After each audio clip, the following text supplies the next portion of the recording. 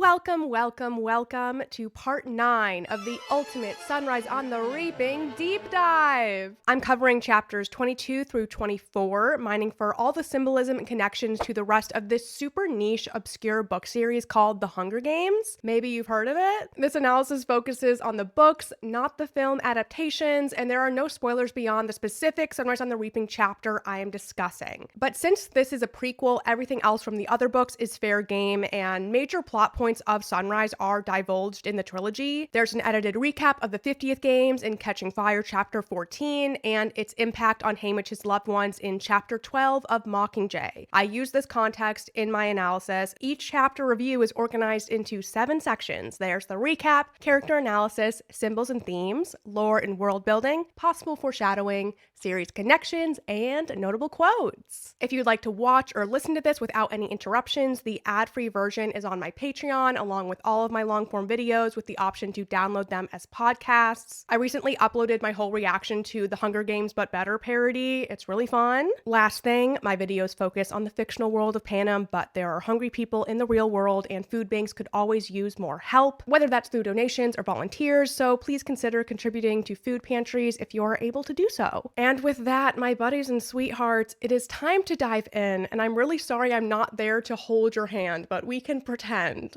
Chapter 22, Recap. It's day 6 of the 50th Hunger Games, and Haymitch and Maisie begin the day eating a sponsor-supplied meal of fresh cornbread, buttermilk, and peaches. Maisie took it upon herself to lay this out as an intentional poster displaying the humanity and civility of District 12 folks. She put the food on a tarp, folded handkerchief napkins into flowers, and used the broken wine glass as a little vase. Maisie and Haymitch feel like they can get away with talking about painting posters since a poster could merely be promoting them as tributes. It's vague. Haymitch ended up swapping in for first watch the night earlier since he was wound up thinking about using the blowtorch to burn through the hedge to hopefully find a generator or control panel. He feels the arena is still begging to be broken. Love that line. Maisie asks if they should go to the cornucopia or search for Welly, and Haymitch is pushing for Welly since the cornucopia is in the opposite direction of the maze. He wants Maisie to support his plan without actually telling her and all the people watching. She's resistant to going north again. They've already been there, and Haymitch argues that he has a feeling Welly would go there to get away from the volcano, and they hadn't seen her over there yet since she's been moving. They stop and start a little bit, with Maisie acquiescing and walking north, and then stopping to point out that this doesn't make sense. She thinks Welly would be in the meadow, since she could easily hide in the tall grass. Haymitch finally admits he wants to go back to the hedge because the arena has to end somewhere, and maybe there's something over there they can use. Haymitch also pitches collecting the ladybugs to set a trap for the careers in the maze. Maisie relents after he says he needs this for his next poster. They stop walking when they hear a high-pitched whine coming from the west, and Haymitch worries it's a gigantic mosquito mutt. As Maisie hands him a water jug, it's struck with a knife and bursts. It's the careers!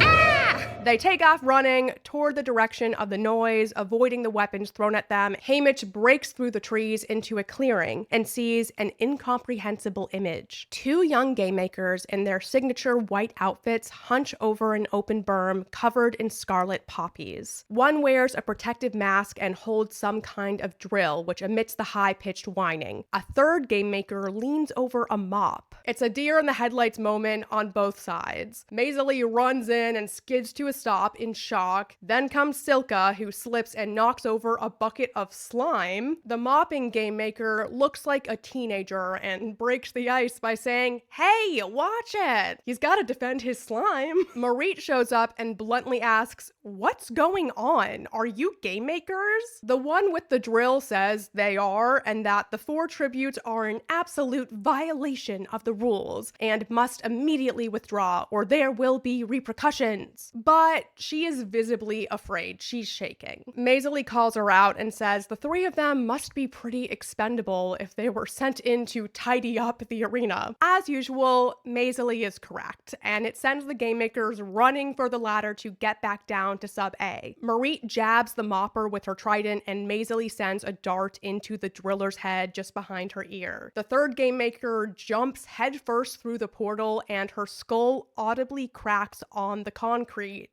Yuck.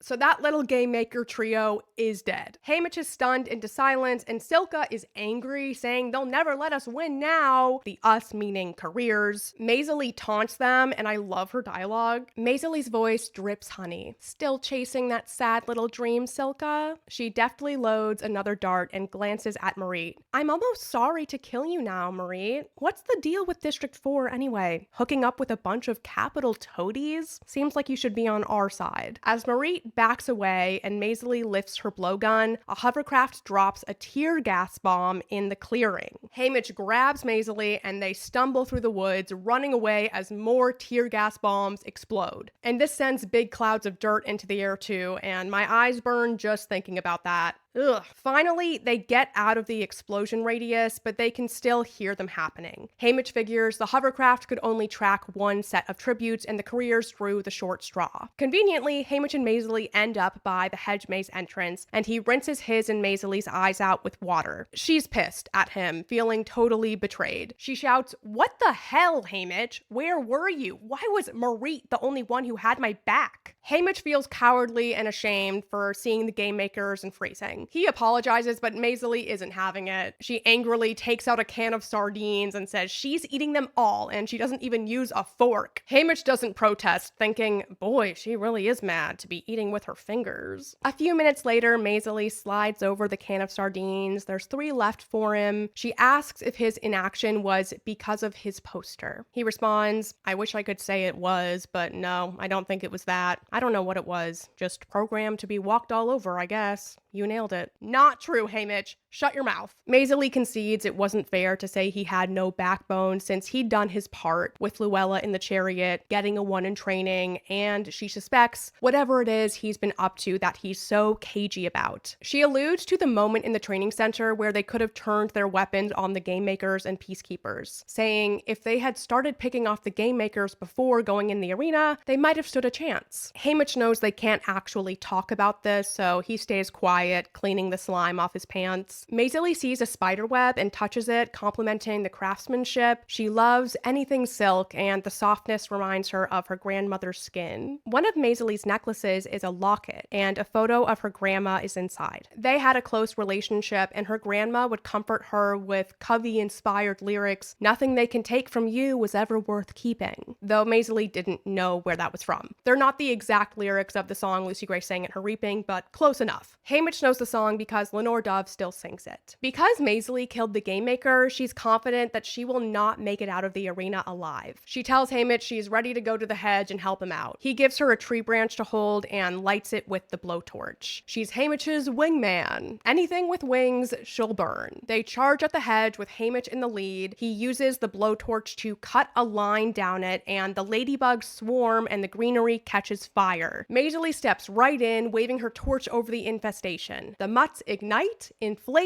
and burst open like dried corn kernels in hot grease. Gross. She even sings the ladybug song as she exterminates them, and Haymitch joins in. He's burning a tunnel through the hedge. Just as the blowtorch dies out, they break through to the other side. There's an uneven stretch of parched ground that leads to a drop-off. A cliff with a sheer drop of around 100 feet meets a carpet of pointy rocks. Nestled among them sits a gigantic machine, purring like a contented cat. The generator. Only a stone's throw away, but it might as well be on the moon. Haymitch tells Maisie, this is the end of the road. End of chapter 22. On to character analysis. Haymitch. In my opinion, he's being too hard on himself for not immediately fighting the game makers. He was in shock and froze. His inaction isn't cowardice or allegiance to the capital. If we're looking at it from a fight, flight, freeze, or fawn trauma response, he and Maisie just had different reactions. reactions. Marit and Maisie fought, and Haymitch and Silka froze. Each of their brains decided what was the best option for survival here, and I don't blame Maisie for being angry at Haymitch. I get why she would feel abandoned, but it's not exactly fair, and Maisie even says so later. That's how I feel about it, at least. I might be going too easy on Haymitch because I love him, but let me know what you think about his reaction. One thing I liked was how he took the lead in getting them away from the bombs and the after effects. Like, he took out the water jug, he poured it into Maisley's eyes to help her, and in the last chapter with the ladybug attack, it was Maisie who took the lead and figured out how to get them off. Let's talk about Maisie, and I feel sort of bad saying this, but not really, but Maisie killing a game maker is absolutely iconic. She spat out a quick insult and took her down. Like, she is a rebel. Capital R. She and Marit used the own game maker's weapons against them. Legendary. They were part of putting those blowguns and tridents in the arena, and they just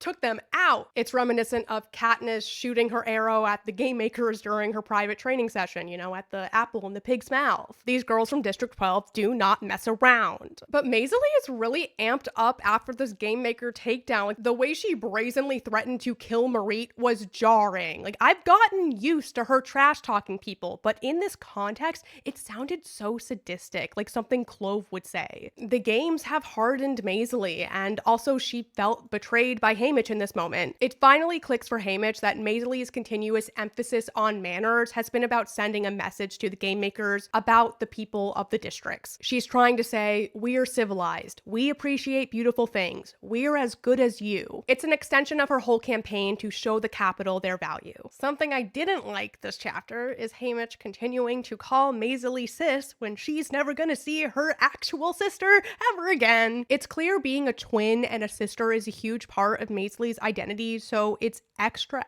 heartbreaking that she tells Ampert and Haymitch she'll be their sister in her final days.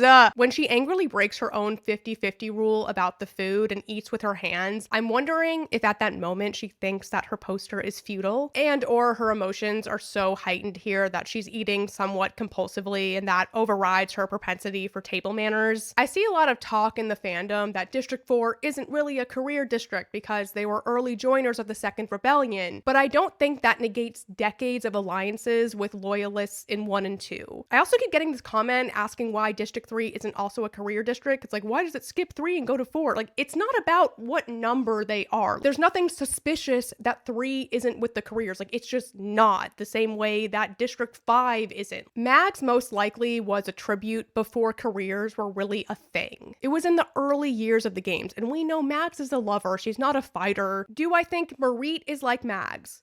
No. Her killing a game maker doesn't necessarily mean that all of 4 was more rebellious than 1 and 2 at this time, nor that Marit herself had rebel beliefs prior to the games. The reality of killing people and seeing others be killed is a lot to process, regardless of any training. And this was such an unexpected situation. She acted on impulse. Reminder, we don't know if Marit volunteered, but when Haymitch watches the recording of the Reapings, he doesn't say there were any volunteers. This could be editing, and maybe they drew names, took volunteers, and reshot it so they could pretend the volunteers were plucked out of the Reaping Bowl. It's possible. We know so little about what it's actually like in 1, 2, and 4 in regards to training and volunteering for the games and all that, so there's a lot of room for speculation. Let's talk about Snow and the game makers. I'm grouping them together since they're in cahoots, starting with what their intentions are regarding keeping Haymitch alive after all of his shenanigans so far. This chapter, Haymitch wonders why the game makers under Snow's direction have not destroyed him already. Could he possibly be so popular that they're keeping him around to please the audience? Are they planning some spectacular ending for him? I think it's a bit of both. If the audience is excited by Haymitch, it works to keep him around longer and give Snow more opportunities to make him suffer. At this point in the games, I figured the Capitol was planning for either Silka or Marit to win, but then Marit took herself out of the running when she killed that game maker, and they want Haymitch to endure seeing Mazily die, and possibly Welly too. Then, once they're gone, the game makers can set one of the careers on him or send in some mutts to help finish the job if needed. Snow likes to play with his enemies, and Haymitch has pissed him off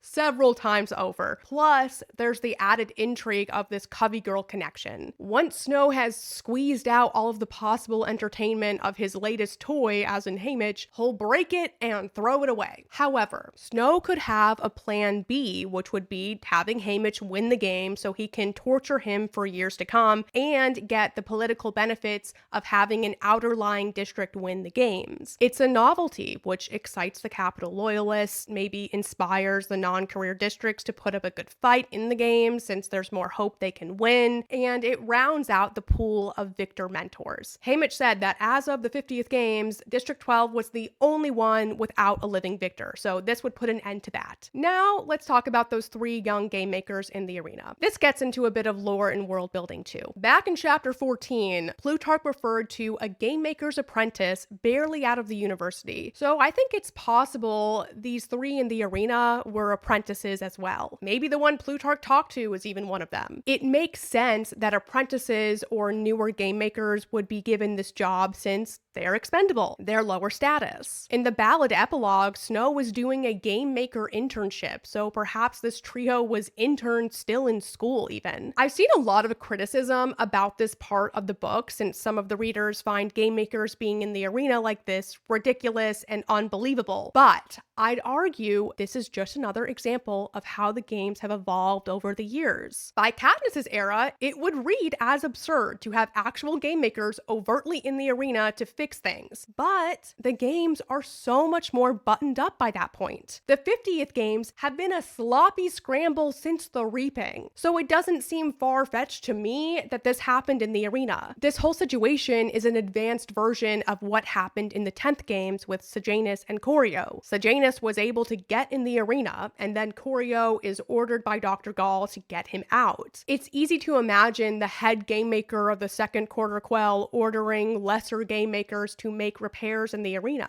I don't think this is arrogance from the game makers either. They sent in the lowliest people on the team because if the tributes killed them, it's not a big loss. Again, we don't know for certain what titles these young game makers held, but they were young. They have been in the business for a shorter amount of time. It could even be amusing to Snow and the higher-ups. Like, they get the power trip of forcing their inferiors to go in this dangerous situation. They could make bets over if they'll make it out alive or just enjoy the gore. Also very possible a higher-up had a personal vendetta against the 3 workers sent in the arena or was punishing them. Multiple things can be true at once. Now let's talk about the game makers alive in the control room. These tear gas bombs were meant as kind of a restart button. They can't air what happened with the dead game maker trio, and there's all this slime and equipment and a mop around that they wouldn't want on camera either. My assumption is game makers wanted the tributes to clear the area and take their fight somewhere else with a clean backdrop. They probably only needed to use 1 tear gas bomb to scatter them, and the extra ones were a quick punishment, probably with more consequences to follow since this was a big deal. Symbols and themes. Comfort food. This meal of cornbread, buttermilk, and peaches is comforting on a few levels. The first thing Haymitch ate in this book, Reaping Day, his birthday, was cornbread with some stewed plums on top. Cornbread was a special treat since normally they eat tesserae grain. His family didn't do birthday cakes since it felt inappropriate to do it on Haymitch's birthday, and Ma thought it was unfair for her and Sid to have a cake if he didn't, hence the nice breakfast of cornbread and sauce. Cakes were reserved for New Year's Day supper. They would have a big glass of buttermilk and stat cake. So cornbread and buttermilk are associated with Abernathy family traditions and somewhat of a celebration. I say somewhat since Haymitch's birthday always had that cloud hanging over it with the reaping. That first night the tributes were in the Capitol after Luella died. Dinner was that comforting ham hock soup with peach pie for dessert. There's the Capitol stain of grief on the peach pie, and that fits because now they're in the arena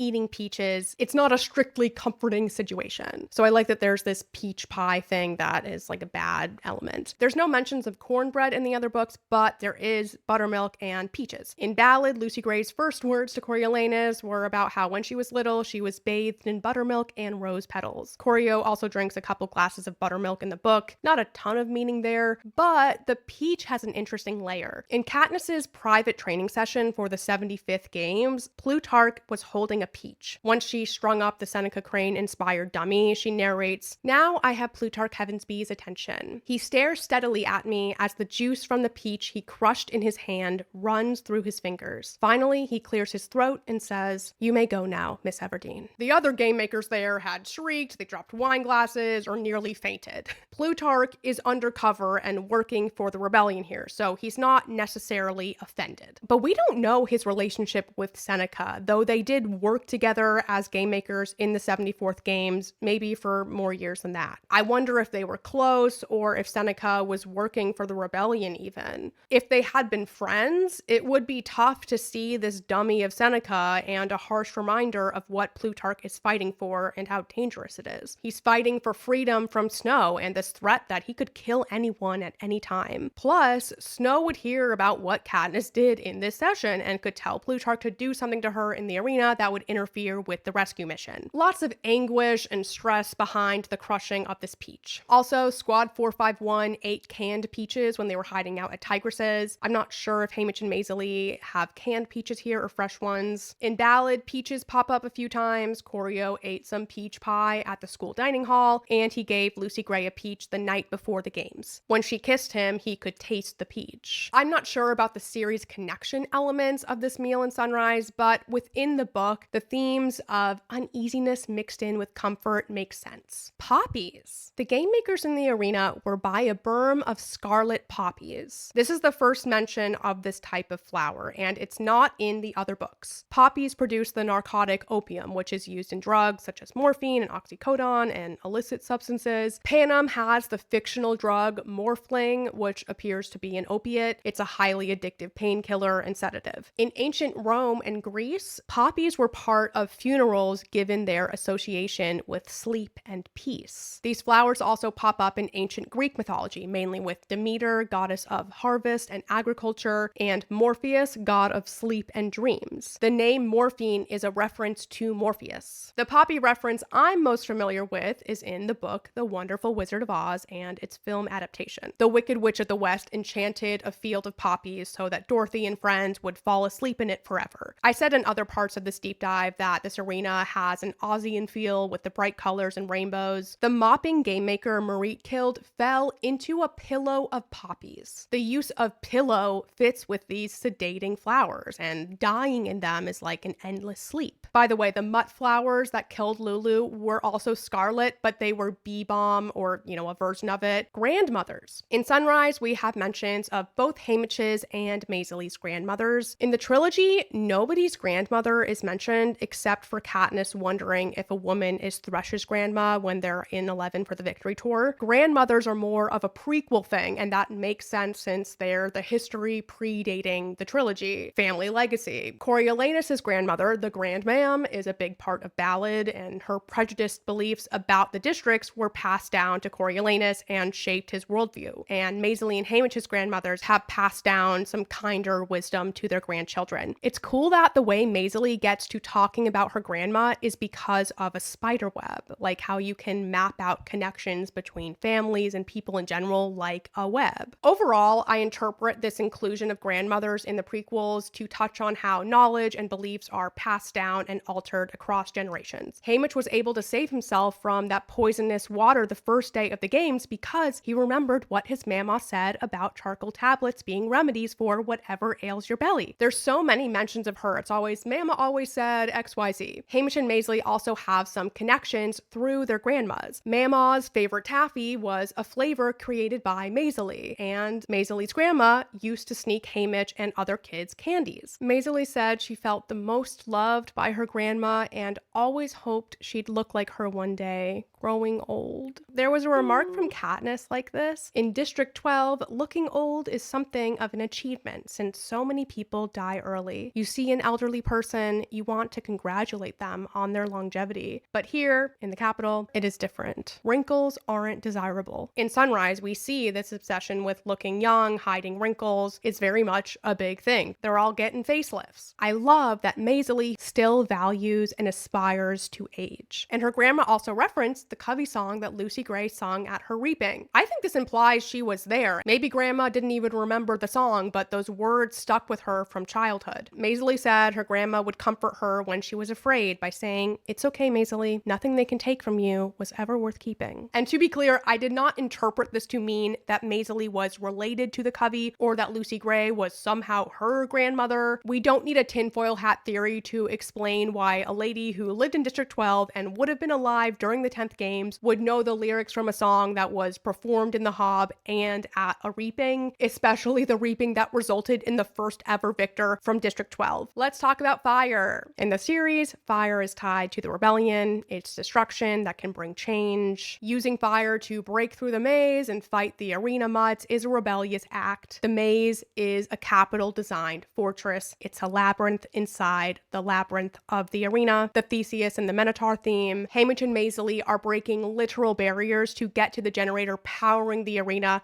and keeping the games alive. When they finish burning the maze, Maisie beats out the sparks on her shirt. So she puts out her sparks, but her Mockingjay pin lives on, turning into this symbol, sparking the rebellion. As Snow said in Catching Fire, you have provided a spark that, left unattended, may grow to an inferno that destroys Panem. Maisie put out her own fire. It wasn't the right time for that spark to grow. I don't know, something like that. There's some cool symbolism in there to pick apart. Lore and world building is next, but I don't have anything for this section in the chapter, so moving on to possible foreshadowing. Haymitch winning the games. We know Haymitch is the victor, but this line from Maisie foreshadows it here. She said, "Maybe you should be the victor, Haymitch. That would give you some time to grow a backbone." She's being harsh here, but Haymitch does grow stronger as a rebel in the coming years. By the 75th games, he is making huge, risky moves. And Haymitch's reaction to what Maisie said was good. He thought, "Hello again, meanest girl in town. It only hurts because it's true." On to Lenore Dove's secret. Maisie teases this secret of Lenore Dove's once again. After Haymitch tells her Lenore Dove sings the "Nothing You Can Take From Me" song, Maisie says, "Well, your gal's full of surprises. Guess she got the jump on us after all." Haymitch asks, "Doing what?" And Maisie evasively says, "Doing nothing." Side-eye. Not a ton to go off here, just that Lenore Dove has some sort of rebellious secret or knows something about the capital. Let's make some series connections. The 50th games recap. So parts of this chapter were featured in the game's recap in Catching Fire. It says, Haymitch is still determined to keep moving on. Why? Maisie keeps asking, and he ignores her until she refuses to move any farther without an answer. Because it has to end somewhere, right? Says Haymitch. The arena can't go on forever. What do you expect to find? Maisie asks. I don't know, but maybe there's something we can use, he says. When they finally do make it through that impossible hedge using a blowtorch from one of the dead courier's packs, they find themselves on flat, dry earth that leads to a cliff. Far below, you can see jagged rocks. The generator is hidden in this footage, which makes sense, but we have a lot of that exact dialogue in Sunrise. Nursery rhymes. Little thing, but Haymitch's casual way of sprinkling ladybug ladybug into his thoughts and conversations is reminiscent of Dr. Gall. Haymitch thinks, if I can use the blowtorch to burn through the hedge, ladybug ladybug, what will I find? It's like Gall's hippity hoppity, how was the zoo? You fell in a cage and your tribute did too. Lockets. Maisie's locket made me think of Peeta's locket. Hers has a photo of her grandma and she's wearing it in the second quarter quell as a token. And for the third quell, Peeta's token was a gold locket with a Mockingjay on the outside and photos of Prim, Astrid, and Gale inside. It's not a token for him, it's for Katniss because he loves her and wants her to have a full life. Sorry. That locket Peeta wears had a Mockingjay on it. We don't have that in the movie. Notable quotes. Some funny sarcasm from Maisie. Haymitch first says, "I swear, do this and I'll never ask you for anything else as long as I live." She rolls her eyes. Well, that's a generous offer, since they most likely do not have much time left alive. I love this next thought from Haymitch. "I know from experience that mopping's a bottom of the ladder job, so finding a game maker at it seems bizarre. Like watching Plutarch Heavensby peel potatoes or President Snow clean the hair out of a drain." I like that image. Another funny insult from Maisie. "You're supposed to be my ally, not her. Not that fish-eating, boot-licking, wish she could pull off pin curls piece of trash. You are." The specificity of the pin curls is so good. She had to have been holding onto that criticism for some time. And we all know Maisie can pull off pin curls. Like, how could she not? Next are some deep thoughts from Haymitch. "Well, I feel terrible and utterly lack a defense. My knife was in hand, the game makers in easy reach. No one better positioned to kill them. Plutarch's voice taunts me. The question is, why didn't you? I can't say I'm not a killer anymore. That leaves brainwashed or cowardly." And that is it for chapter 22. On to chapter 23. Recap. Maisie and Haymitch stand at the cliff's edge, overlooking the generator. Haymitch is feeling devastated and hopeless. The absurdity of it all, the games, the two failed arena plots, life in general, overwhelms him. Maisie says they should go back to the other side of the hedge, but he figures staying here where they are would show he's resisting the capital in a way. This area isn't really the arena. It doesn't have the beautiful Wonderland makeover, the air is fresh, and the sun is unaltered. Haymitch thinks that if the game makers want to kill him, they'll need to do it here, in the real world, which would be a victory of sort. He will not go back to their poisonous cage and tells Maisie he's staying. She takes this moment to gently break their alliance, pointing out there's only 5 of them left and she doesn't want it to come down to them as the final 2. Haymitch agrees. He doesn't look back as she walks away, but then a cannon fires. They quickly turn to each other, terrified, but the cannon was for someone else. 4 tributes left. The lost look on Maisie's face makes Haymitch rethink separating. He asks if she's sure about splitting up, and she admits that the only thing she's sure about right now is that she doesn't want anyone to steal their potatoes. She says they'll talk about what to do after she retrieves them from the other side of the hedge. As Haymitch waits, he accidentally knocks a pebble off the cliffside, and he never hears it reach the bottom. It must be too far down to attempt to climb. He sits down in defeat when suddenly the pebble flies back over the edge and bounces to a stop beside him. Perplexed, he grabs another rock and tosses it at the generator and watches as, a few yards above the machine, it inexplicably bounces back up to him, reversing its trajectory and landing right in his hand, a little warmer than before. There's some sort of force field positioned over the generator. Haymitch lets out a hysterical laugh at the irony, and then he hears Maisie scream. He runs through the hedge, axe in hand, and finds 24 water birds with long legs, sword-like beaks with bubblegum pink feathers. They're diving their beaks down at Maisie as she swipes at them with her dagger while attempting to shield herself with a tarp. She managed to kill some of the birds, though she is bleeding from her cheek, chest, and hand. The birds have no interest in attacking Haymitch, programmed to target Maisie in a very personal punishment. He hacks at the birds with his axe, but they're outnumbered. A bird swoops down at a sharp angle, driving its beak through Maisie's throat. Haymitch slices off its head as it withdraws. The flock leaves now that Maisie is beyond help. She lays on the ground, still conscious but unable to speak. Haymitch holds onto her uninjured hand, and she lays her other one against her bloody necklaces. He's at a loss for words and stares into those burning blue eyes, letting her know she's not dying alone. She's with family. Maisie locks her pinky around his, silently requesting confirmation that he will fulfill his promise to try to bring the capital down. Haymitch nods his assent, though he's never felt so powerless in his entire life. And then Maisie passes away, gone to wherever people go when they die. Before the hovercraft takes her away, Haymitch picks up her blowgun and her necklace with the copper medallion to add to his growing collection of ally mementos. There's District 9 Sunflower, Wyatt's script coin, Lenore Dove's flint striker, and now Maisie's necklace. He's almost as decorated as Miss Donner herself. He's too overcome to walk away, so he sits against a tree 10 feet away as the hovercraft retrieves her body. Like a vulture eating the remains the pink birds left behind. mind. They better have this shot, Haymitch imagines in the movie, of his stricken face visible through the metal talons as they lift Maisley's body up into the sky, leaving him all alone. Haymitch is spent. The fight has gone out of him, and he realizes he missed his chance to take the pouch and poison vial along with the blowgun, but at least it has one dart loaded inside. A parachute appears with a basin of strawberry ice cream and a hot mug of Maisley's go-to breakfast, black coffee. Stop. Got the cameras.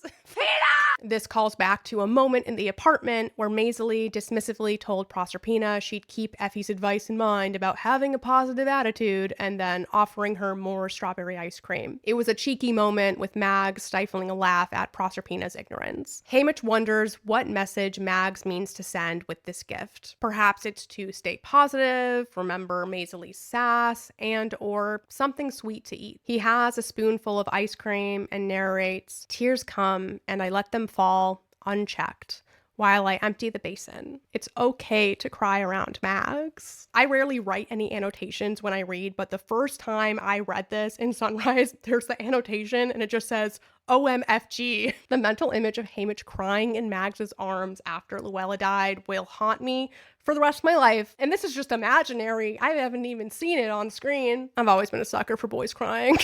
Anyways, Haymitch finishes the ice cream and feels more focused from the coffee. He plans to return to the cliff for a final poster. When he reorganizes his and Maisley's supplies, he notices she cut a hidden pocket into her bag to hide the potato light kit he'd given her. She was able to smuggle it into the arena because of course she was. She's Maisley fucking Donner. Haymitch takes a moment to think about what the loved ones of the dead game makers are feeling and if they'll ever know the truth of what happened. And then it's time for the Fallen Tribute recap. The losses of Day 6 are Marit from 4 and Maisley from 12. They've been eliminated swiftly in punishment for killing their keepers. By abstaining, Silka and Haymitch have been rewarded with a few more hours of life. Welly is still out there. Haymitch believes she'd be a far better, far smarter, far more convincing victor to represent district rights than a cocky, selfish rascal. He resolves to spend his final hours devoted to guarding Welly from Silka and the Game Maker's mutts. It's what Maisley would have wanted. He's looking for Welly, shouting out her name, and night falls as he walks toward the meadow. Then he hears the ring of a metal bell, the kind on a bicycle. He recalls a summer memory from childhood where he, Lenore Dove, Blair, Burdock, and a couple of the McCoy kids found a peacekeeper's shiny bicycle hidden in some bushes. For a week, the kids took turns learning how to ride and keeping guard. It had a bright silver bell to signal your approach. And one day, the bike disappeared, likely picked up by its owner. Haymitch remembers that Welly's token was a bicycle bell, and Maisley wove it into a necklace for her. He follows the sound north to a large tree and tells Welly to come down. No response. Haymitch wonders if Silka is tricking him, but it doesn't seem likely she could climb up that high in a tree. And, if she'd gotten Welly's bell, then he would have seen Welly's face in the sky, right? So up Haymitch goes in this tree until the branches are so thin he has to brace his feet against the trunk. He can barely see Welly. She lies along a slender branch, belly down, like a possum in the moonlight, her bell tucked under her chin, a child-sized knife clutched in one hand. A child-sized knife? Don't like that. Not in this context. But yay, he found Welly. Bad news. She's in horrendous condition. She is at death's door. Glassy-eyed, too weak to speak, lips cracked from dehydration. Haymitch pours sips of water into her mouth that she struggles to swallow. She's that debilitated. No, I'm not imagining her parents watching this. Nope, make it stop. Nope. Welly falls asleep or passes out. Unclear. And Haymitch is stuck. Welly's in no shape to climb down the tree, and it's a dark night with rain clouds rolling in. He can't build a fire up there, but he can make a potato battery nightlight. Haymitch gets to work using one of his 2 potatoes. As he puts the light together, he accidentally drops one of the copper coins, but Maisley's copper medallion saves the day, and he ends up with the glow of a tiny light bulb. In most circumstances, it would be negligible, but in the gloom of the arena, it feels like life itself. Welly's eyes flutter open, lock onto it, and she gives a little sigh. She's transfixed by this light. Haymitch sets up the tarp to shield Welly from the rain. He wraps her in Maisley's blanket, and he uses strips of tarp to tie her to the tree. He gives himself a similar setup. It rains for a while, and then a parachute appears. It has warm vanilla pudding and a pack of chocolate balls wrapped in crinkly, festive paper. Haymitch feeds the pudding to Welly, though half of it is dribbling out of her mouth. Haymitch eats some chocolate too, and he's nearly asleep when he hears crying. He assumes it's Welly, but she's asleep. Silka is the one in tears, huddling at the base of the tree. Even if she's the clear frontrunner in the games, they all have enough dead kids to mourn for a lifetime. They're the last trio of human heartbeats in the arena. Sad, desperate, but also a rare moment of district unity in the games. Haymitch purposely drops a handful of chocolate balls into the night. A startled sound. The sobs soften to sniffles. A candy wrapper crackles. Quiet. Not a bad poster, all in all. End of chapter 23.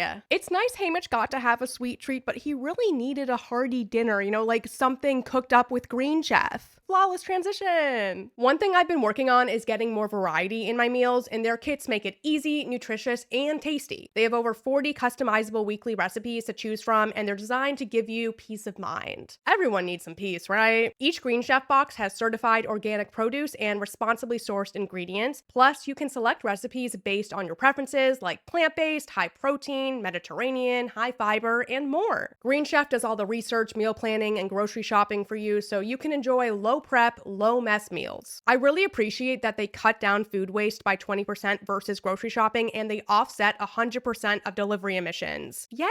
My favorite recipe of theirs right now is their Baharat spiced couscous salad. I could eat that every day. Go to greenchef.com/breadgraza and use code breadgraza to get started with 50% off Green Chef plus free Graza olive oil set in second and third boxes. That's code breadgraza at greenchef.com/breadgraza. Thank you, Green Chef. Now let's get back into it. Character analysis. Haymitch. I feel worse and worse and worse for our boy.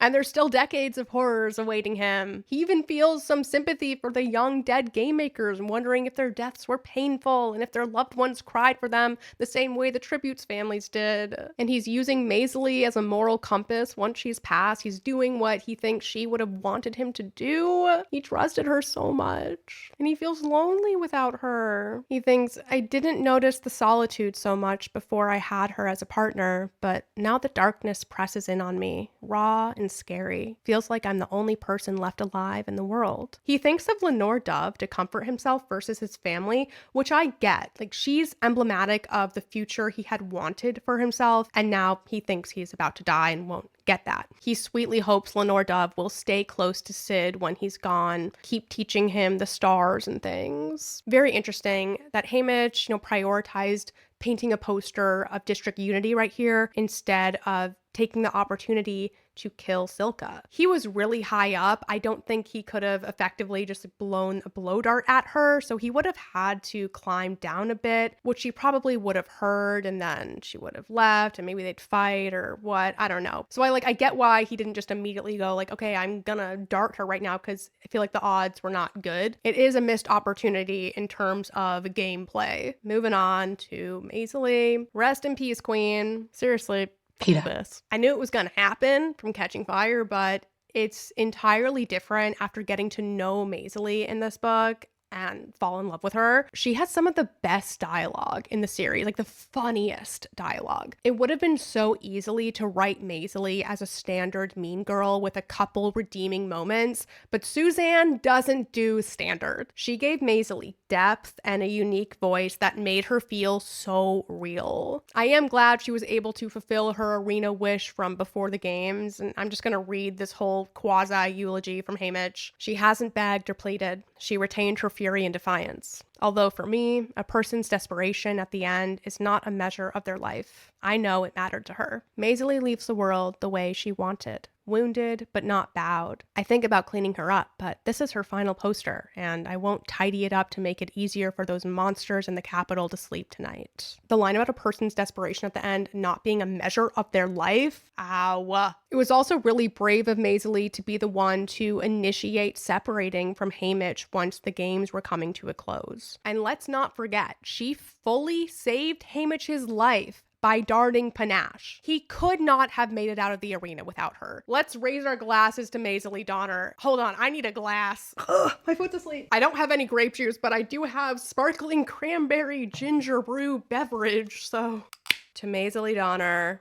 Let's talk about Welly, my precious baby possum dove. Reading about the starved, dehydrated state she's in, I can see it too clearly. It's important to show this cruelty, but describing Welly as a possum here is extra creepy because possums are known for playing dead when in extreme stress. They're involuntarily immobilized, and it can take hours before they can move again. Their heart rate slows down, breathing becomes shallow. They're not usually face down like Welly is here, but her body is shutting down and she can barely move. It's just awful. Classic Hunger Games, unfortunately. Silka. I deeply appreciate Suzanne writing this overt humanizing moment for a career antagonist. Silka is not an unfeeling monster. She's a scared teenager in wretched circumstances, and I'm glad that Haymitch is able to empathize with her. He knows who the real enemy is, and it's not the lonely girl weeping in the darkness. And he didn't just give her one chocolate, he gave her a handful. That matters. There are scarce supplies. This all eerily parallels Peeta giving Katniss the bread. Katniss was curled up at the base of the Mellark's apple tree, shivering in the rain, and Peeta threw her those 2 loaves of bread, and the rest is history. I'm not saying this thing with Silka is the same situation, but the elements are there. There's a boy tossing a girl sitting against a tree some food in a rare gesture of community.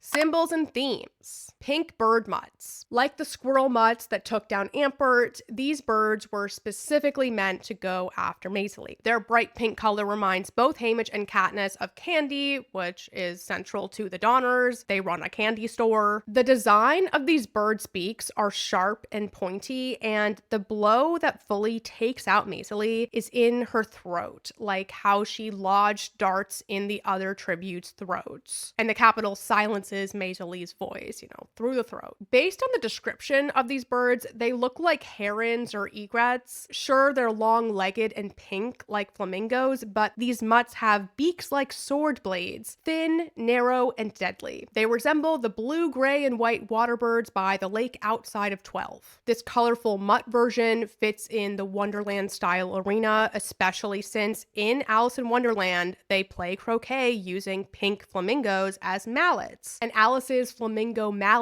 was out of control. And the balls in the game were hedgehogs, so it's kind of like the porcupine mutt we had earlier. They're spiky. All the mutt deaths we've seen in the 50th games have been slow and brutal, and this is no exception. Maisie is being punished for darting the game makers, and Haymitch is forced to watch, and his attempts to help are useless once again. It's an interesting choice for Maisie not to be poisoned, since she was poisoning everyone else. That was the weapon she used. The porcupine quills were poisonous, but not these bird beaks. But it makes sense if the game makers wanted to have some more blood on screen, and if they want to punish her, a bird attack could be more painful than poisoning. These pink bird mutts are one of 2 bird mutts used as weapons in the series, the others being the screaming jabberjays in the 3rd quell. These are full mutts, so it fits that these birds are villainous compared to the revolutionary half-mutt mockingjays and the natural birds with positive or neutral meanings. Potatoes and cats. This is kind of loose, but there's a lot of potato and cat talk in this chapter, which ties in with Katniss. Her namesake plant is the swamp potato, that's its nickname, and Haymitch even uses Katniss, the person's nickname, catnip, in a metaphor. These aren't the first mentions of potatoes and cats in Sunrise, but there's so much in this chapter, and I think it's meant to cement this connection between Haymitch, Maisie, and Katniss, especially since Maisie dies here, and Haymitch promises her to try to create change in Panem, calling back to their conversation they had while literally sitting in a patch of Katniss plants. Maisley's Mockingjay pin ends up with Katniss, who was mentored by Haymitch, and the revolution comes to fruition. Here's the cat Easter eggs in this chapter. So while Haymitch fights off the pink birds, he thinks, I hack away at the mutts with my axe, piling up a collection of rosy wings and legs like cattail stems. Cattail plants grow by the water like Katniss, and they get their name because they look like cat tails. Also, saying they have rosy wings ties into Snow, Katniss's nemesis, everyone's nemesis.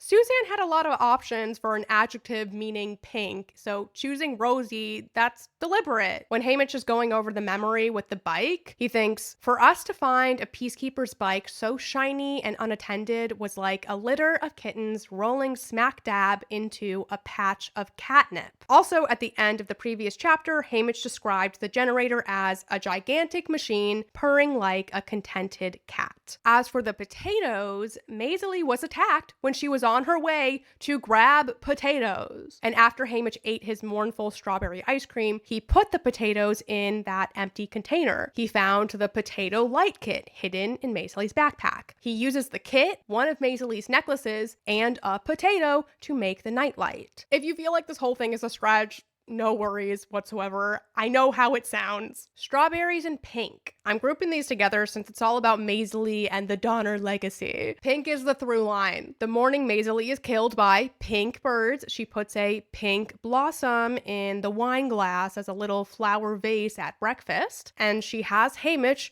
pinky swear to fight the Capitol and repeats that gesture right before she dies. Maisley and Merrily had matching pink bikes. At the reaping, Merrily wore a pink dress and Maisley wore lavender, which is interesting because tints of purple and pink are in the dove hue of gray. Not sure if that means anything, but it's cool. The first mention of pink in this series is chapter 1 of The Hunger Games when describing Maisley's niece, Madge. Her blonde hair is done up with a pink ribbon. The pink ribbon on my bread mic was originally for Lady the Goat, but now it's also for the Donner legacy. Madge wore this ribbon to the reaping along with Maisley's Mockingjay pin. Strawberry ice cream is pink, and now it's linked to Maisley because it's her funeral meal. And the reason Katniss and Gale see Madge's pink ribbon in her hair on Reaping Day morning is because they went to sell strawberries to her father, the mayor. And Katniss tells Peeta in Catching Fire that she and Gale used to sell Madge strawberries. I know most strawberries are more red than pink, but strawberry ice cream is pink, and the Donner legacy is tinted pink, okay? I've thought about this a normal amount. Capital incompetence. When Haymitch reflects on the dead game makers, he brings this up again. I start thinking about the game makers we encountered. They were none of them very old. The guy with the mop, early 20s tops. Were their deaths painful? Do they leave people behind? Are their parents, friends, and neighbors weeping for them as ours do when they lose us? Will their loved ones ever know how they really died, or will an accident be fabricated to conceal the Capitol's incompetence? Body doubles probably won't be practical. Whenever the word incompetence is in this book, it's about the Luella Lulu situation. The first time is after Luella dies during the parade, right before Haymitch picks her up and runs. He thinks they don't want to feature this death on the Capitol's watch, unplanned and highlighting their incompetence.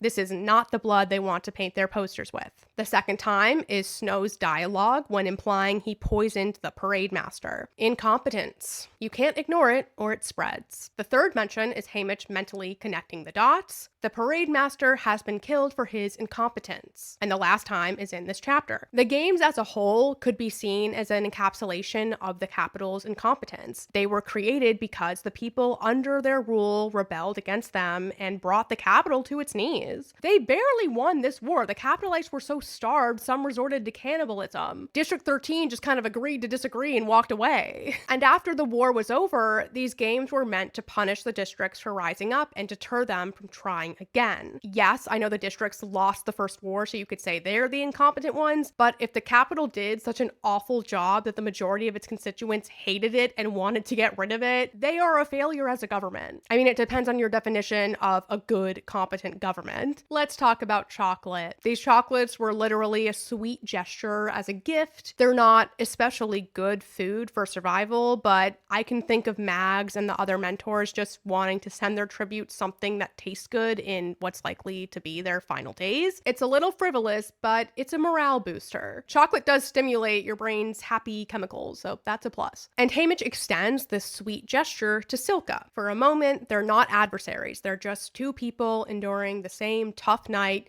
eating an almost universally loved treat, chocolate. Haymitch is aware of the significance of its act. It's a rare moment of district unity in the games. These chocolate balls are the first mentions of chocolate in Sunrise, and I've already discussed the significance of candy in the series, and while chocolate is a type of candy, it's in its own category. It lacks the more colorful, artificial element of hard candies and gumdrops. In the series, chocolate is straightforward. It's a soothing, quiet luxury. For Haymitch, it's a pricey treat for birthdays or special occasions, and when he eats it in the arena, he thinks, if it's the last thing I ever eat, I'd be okay with that. In the trilogy, chocolate is part of many capital meals. Katniss and Peeta love hot chocolate and each other. So yeah, chocolate equals good. Shocking. Lore and world building. Keeping vigil. We have a new religious adjacent word in this chapter, vigil, and this is the only time it appears in the entire series. There's vigilance and vigilant, but these are different from the term keeping vigil, meaning to stay in a place and quietly wait, pray, etc. for a period of time. This isn't strictly religious or spiritual, but it commonly is. The way it's used in this chapter is Haymitch thinking, feels like I'm the only person left alive in the world. Being close to death doesn't help. I reach for Lenore Dove for solace, knowing she must be keeping vigil at her television set, living through my last hours with me. It makes sense for Haymitch to use a term like this, given the other spiritual language he's used due to his exposure to the nearly forgotten poetry and music of the before times. The word vigil isn't in The Raven, but the whole poem is this endless vigil of the lost Lenore. Bicycles in 12.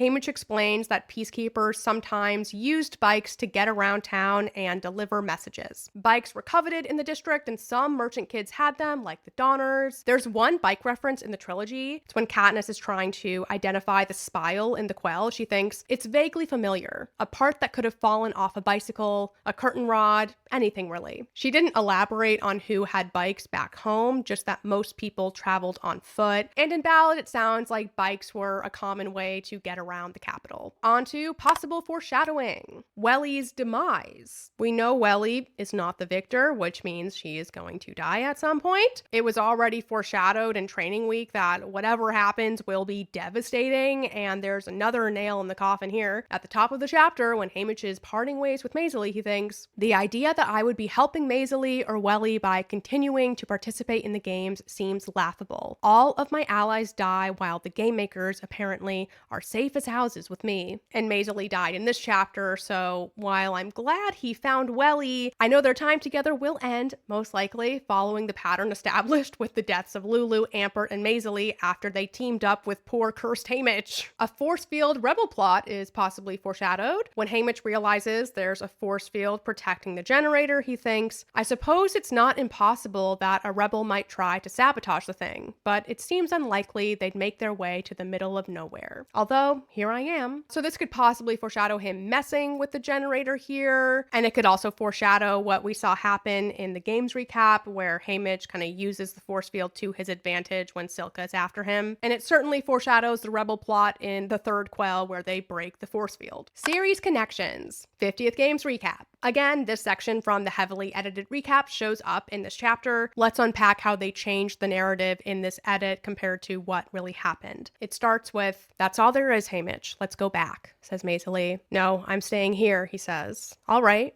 There's only 5 of us left. May as well say goodbye now anyway, she says. I don't want it to come down to you and me. Okay, he agrees. That's all. He doesn't offer to shake her hand or even look at her, and she walks away. So this edit skips the cannon going off for Marie and Haymitch and Maisley reconsidering breaking their alliance, and how she plans to go get the potatoes and come back. Next in this recap, it says, Haymitch skirts along the edge of the cliff as if trying to figure something out. His foot dislodges a pebble and it falls into the abyss. Apparently apparently gone forever. But a minute later, as he sits to rest, the pebble shoots back up beside him. Haymitch stares at it, puzzled, and then his face takes on a strange intensity. He lobs a rock the size of his fist over the cliff and waits. When it flies back out and right into his hand, he starts laughing. This is the same as what happens in Sunrise, though the footage doesn't show the generator, just jagged rocks below the cliff. The next part of the recap says, that's when we hear Maisie begin to scream. The alliance is over, and she broke it off, so no one could blame him for ignoring her, but Haymitch runs for her anyway. In reality, he and Maisie were still allies, so Haymitch looks slightly better in this edit, more sympathetic to Katniss at least. Next in the recap, he arrives only in time to watch the last of a flock of candy pink birds equipped with long thin beaks skewer her through the neck. He holds her hand while she dies. So the recap removed Haymitch fighting off the birds. Then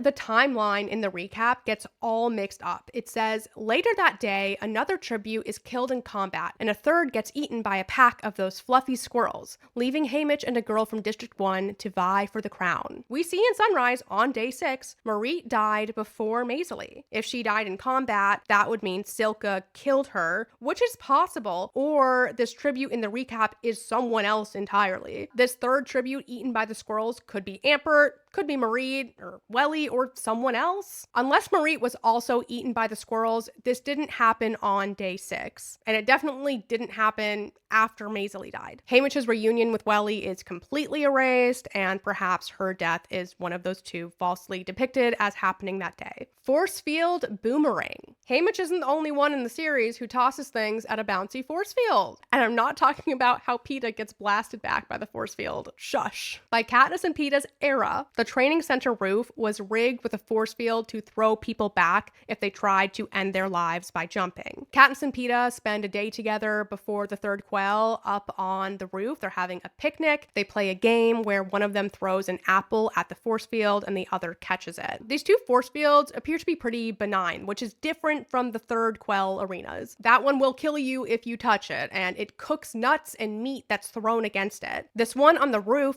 doesn't seem to affect the apple, and it's meant to stop someone from dying if they jump, so wouldn't really make sense to fry them. The force field in Haymitch's arena may be a bit more powerful since the rock feels a little warmer after bouncing back. It's also possible the apple on the rooftop felt a little warmer and Katniss just didn't say so. Allied deaths. The moment Haymitch shares with Maisie as she dies has some overlap with Katniss and Rue. I'm going back and forth between the passages from the two books here. In Sunrise, it goes, I realize Maisie's beyond recovery when the flock clears out. This lines up with Katniss's thought, one look at the wound and I know it's far beyond my capacity to heal. Back to Haymitch. Falling to my knees beside her, I reach for her sound hand, which grasps mine like a vice. And then to Katniss, I crouch before her, staring helplessly at the embedded weapon. Her hand reaches out and I clutch it like a lifeline. Back to Haymitch, he struggles to speak as no words of comfort or hope or apology make it out. And Katniss thought, there's no point in comforting words and telling her she'll be all right. She's no fool. Rue is still able to speak, unlike Maisie, and pleads with Katniss to win, and Katniss promises she will win for both of them. Maisie's wordless, dying wish to Haymitch is to fight to bring down the Capitol. Haymitch contemplated cleaning up Maisley's body, but decides against it to make a point to the audience,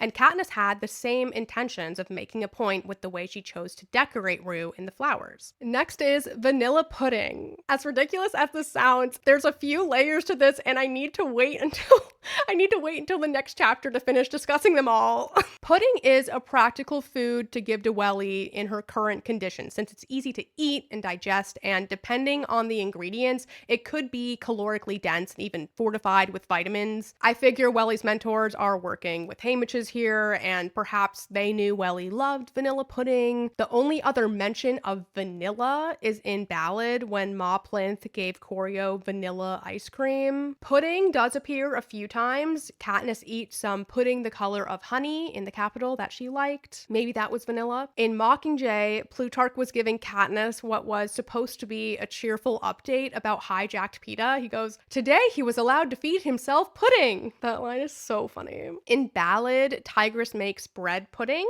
and when Corio gave some to Lucy Gray, she teared up because it's her favorite. Reminds her of her mama. And and I'll talk more about vanilla pudding next chapter. Get excited! Vine tool belts. This is a small thing, but Haymitch attaches the loaded blowgun to his belt with a bit of vine, and in the third quell, Katniss did the same thing with the spile. I strip a tough vine of its leaves, thread it through the hollow center, and tie the spile securely to my belt. A spile and a blow dart are both these tube-shaped objects. Katniss also wrapped up Peeta's pearl and the fog ointment in a parachute and ties it to her belt with vine. And these all make it to District 13 with her, so I wonder if Haymitch will be able to keep the blowgun. Climbing high, another little one, but Katniss has a similar-ish tree climb to Haymitch in the third quell. It's at the beginning when she's scoping out the arena. I make my way up the twisting boughs, staying as close to the trunk as possible. No telling how easily these rubbery branches will snap. Still, I climb beyond good sense because there's something I have to see. In Sunrise, it's up, up, up I go, so far that I begin to wonder if I have the right tree. The boughs thin out and I have to plant my boots against the trunk or risk snapping them off. We got a couple of climbers. Also, with Haymitch finding Welly up in a tree, it connects with Katniss and Rue's alliance, which unofficially began in a tree when Rue pointed out the Tracker Jacker hive to her. And Haymitch dropped this chocolate gift to Silka, a career from District 1, and Katniss dropped a bunch of Tracker Jacker mutts on the career pack below her, and 2 of the careers died from these stings. Glimmer from 1 and an unnamed girl tribute from 4. And in Sunrise, Marit from District 4 had died earlier that day, and then he's giving Silka this chocolate. Whoa. Notable quotes. This line Haymitch thinks in regards to Maisley after she says there's only 4 of them remaining really hit me hard. She looks so lost, it totals me. Maybe we two should stick it out together. How do I know? The so lost it totals me is just This also is a callback to chapter 2 when Haymitch is saying goodbye to his family. Sid and his mom were walking towards him and he thought, I'm already so homesick I could die. I know I need to be strong, but the sight of them totals me. How will they manage without me? This is the only time the expression totals me is in the book, and Haymitch uses it when parting ways with his family and with Maisley, his honorary sister. Suzanne, why? Why? These next 2 lines are brutal. Haymitch thinks, honestly, my luck's so bad I can't help laughing. That's when I hear Maisley begin to scream. I knew it was coming, but ouch. Next quote is Haymitch's parting thoughts to Maisley. Goodbye, Maisley Donner, who I loathed, then grudgingly respected, then loved. Not as a sweetheart or even a friend. A sister, I'd said. But what is that exactly? I think about our journey, everything from sniping with her in those early days after the reaping to battling those pink birds. I guess that's my answer. A sister is someone you fight with and fight for, tooth and nail. Pardon my screaming. Katniss also fought tooth and nail for her sister Prim, and she still died. And that is it for chapter 23. On to chapter 24. Recap. Surprise, it's a new day because if I had kept filming, I would have turned into a zombie, and there's no zombies in the Hunger Games, and I couldn't be having that. Let's get into this monumental chapter. There's a lot to discuss. On the 7th day of the 50th Hunger Games, Haymitch wakes from nightmares up in a tree with Welly by his side. The depth of his losses are too much. It's leaving him feeling cheated, shallow, and cold-hearted. Luella, Ampert, Maisley, everybody deserves far better. He just can't generate it. Silka is no longer at the base of the tree, but Haymitch expects her to return and kill them as soon as she can. And then he notices black smudges on his fingers. After a moment of confusion, a whole bunch of light bulbs turn on all at once in his head, and he realizes where it came from. A spare fuse hidden inside of Maisley's necklace, which he'd been fiddling with last night when extracting its copper medallion to make that potato light. He'd gotten the same black residue on his hands after he set up the water tank bomb. And before the game started, Beedee's last words to Haymitch before they were interrupted pre-interviews were, and if Ampert fails to show, we've also replaced the blank. He was interrupted. Beetee had to have meant the cord of Maisie's necklace was replaced with a fuse. Haymitch brainstorms what to do with this goodbye gift and determines his only attainable target is the cornucopia, the very symbol of their despicable show. He could blow a nice big hole in the side of their shiny golden horn, leave it smoldering and defaced in the center of their pretty little meadow, a twisted and ugly reminder of the history of the Hunger Games. A horn of plenty for the few, desperation for many, destruction for all. Slam poetry Haymitch is back! For his poster to be effective, he needs it to be shown on screen, and his plan is to get enough calories in Welly that he'd be sure she could last. As in, she is on the brink of starving to death. Wow, I hate that so much. Welly. Anyway, Haymitch plans to feed her, tuck her somewhere safe, and he could stage a showdown with Silka at the cornucopia. Try and take out her and the cornucopia in the same explosion. If he somehow survives it, he figures the game makers will kill him, and then Welly wins. He has one potato left to give her, but he needs to cook it first so she has a better chance of fully digesting it. Like, yes, she can eat it raw, but her stomach is not in good condition. But before he does that, he wants to verify that he has this fuse. So to avoid tipping off the game makers, he's up to more token shenanigans. He covers himself with the tarp to covertly unravel Maisie's necklace, finding the blasting cap securely attached to the end. And he hides it in his pocket. All the supplies he needs for a bomb are at the ready, even candy wrappers to use for tinder. Welly wakes up and whispers to Haymitch not to leave her again. To her, he's the great abandoner of the newcomers. Haymitch asks if she'll be all right if he leaves the tree to bake her the potato, but again, she tells him not to leave her. He reasons that she's safer up there, but Welly, she cannot bear to be alone again. And she threatens to follow him down the tree, and he concedes that she can go with him. It's tough because she is far too ill to climb down or even hold on to Haymitch. Her arms are so weak. So he does a miner's carry and slowly, precariously climbs down from the tree. Once they're down, Haymitch lays Welly on the ground and gives her some chocolate to munch on. She's cold to the touch, her lips are purple, and she can barely move. Haymitch needs to make a fire to warm her up and bake her that food ASAP. The issue is that the nearby wood is damp from last night's rain, so Haymitch needs to look elsewhere. Again, Welly does not want him to leave her, but it'd be too challenging to carry her and the wood, so he tries to hide her. He gives Maisie's loaded blowgun to Welly to comfort and protect her, and for an extra morale boost, he mentions how Maisie said Welly would be a good victor, meaning that she'd never stop being a newcomer. This touches and reassures Welly enough to let Haymitch leave to go get that firewood. He carries her over to a hiding spot. It's a tree that's mostly hidden behind grapevines and leaves, and he says he'll be back in no time. However, Haymitch travels further than intended, looking for usable dry wood, and then he decides to turn back and feed Welly raw potato slices anyway because it's not looking good. What he really needs is a sponsor gift, and this wish comes true. A picnic basket floats down with "Courtesy of the Capitol" printed on a card. Odd. Inside the basket is an exact replica of the picture from Plutarch's library, atop a snowy linen napkin. The picture has that white cylinder resting in the spiral staircase, the golden eagle perched on the lid. Inside is cool, creamy milk.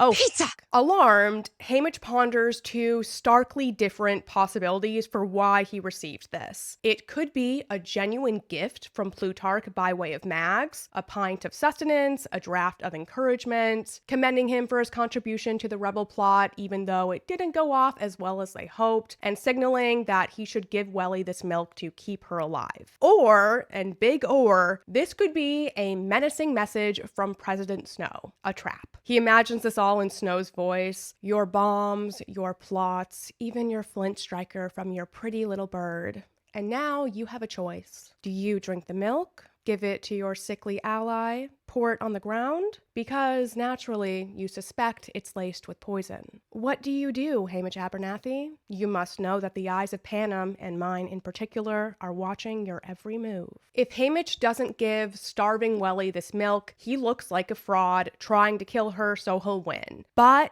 he's 99% sure this milk is poisonous. It wouldn't make sense for Plutarch to publicly link himself to Hamish after all the trouble he's caused, and this Golden Eagle staircase is a trademark of the Heavensbee Mansion. Plus, since Plutarch was on the filming squad for District 12, it's likely illegal for him to sponsor him anyway. So Hamish comes to this realization thinking, it's from Snow, this milky death, the fate I have been trying to defy ever since I saw that perverse birthday cake on the train has come home to roost like the raven in the poem, forever perched above my chamber door. I am completely in Snow's power and his to manipulate. His puppet, his pawn, his plaything. It is his poster I am painting, his propaganda. I am trapped into doing his bidding in the Hunger Games, the best propaganda the Capitol has. My paw must be rolling in his grave. Woof. I mean, poetic writing, but woof, bad vibes. Snow has no intention of letting a newcomer win, and if Hamish doesn't want to die a traitor to the districts as Welly's killer by neglect, by withholding this poisoned milk, then he must drink the milk himself. He looks at it, and every cell in his body resists capitulating to this end. As he ponders if he could pretend to trip and drop the pitcher, he hears the cannon. Hamish throws the pitcher aside, it cracks open, and he runs the short distance back to Welly. When he gets there, he freezes in horror. Silka stands like a statue, her snot green outfit splattered in bright red.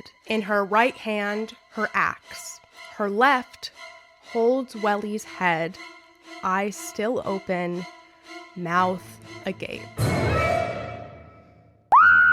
Huh? The only movement, the only sound comes from the blood dripping into the pine needles on the forest floor. Welly's body lies crumpled in a heap a few feet away. The shiny silver bicycle bell, the blowgun, the child-sized boots, the tiny knife in her bird claw, dove-colored feathers, headless baby chick. I could live 10,000 years and never erase this sight from my memory. Yeah, me neither, Hamish. Oh my god. Hamish doesn't yell at Silka. He hisses, "What did you do?" Silka looks somewhat dazed and holds up Welly's head as she says, "She attacked me." The lone blow dart is hanging from Silka's sleeve. There's some back and forth between Silka and Hamish. She's saying that she's doing what she must to get home. He's saying Silka will be scorned forever for doing this to Welly, and he grabs his axe, getting ready to rumble. Hamish thinks, we're neither of us going home. I will kill her,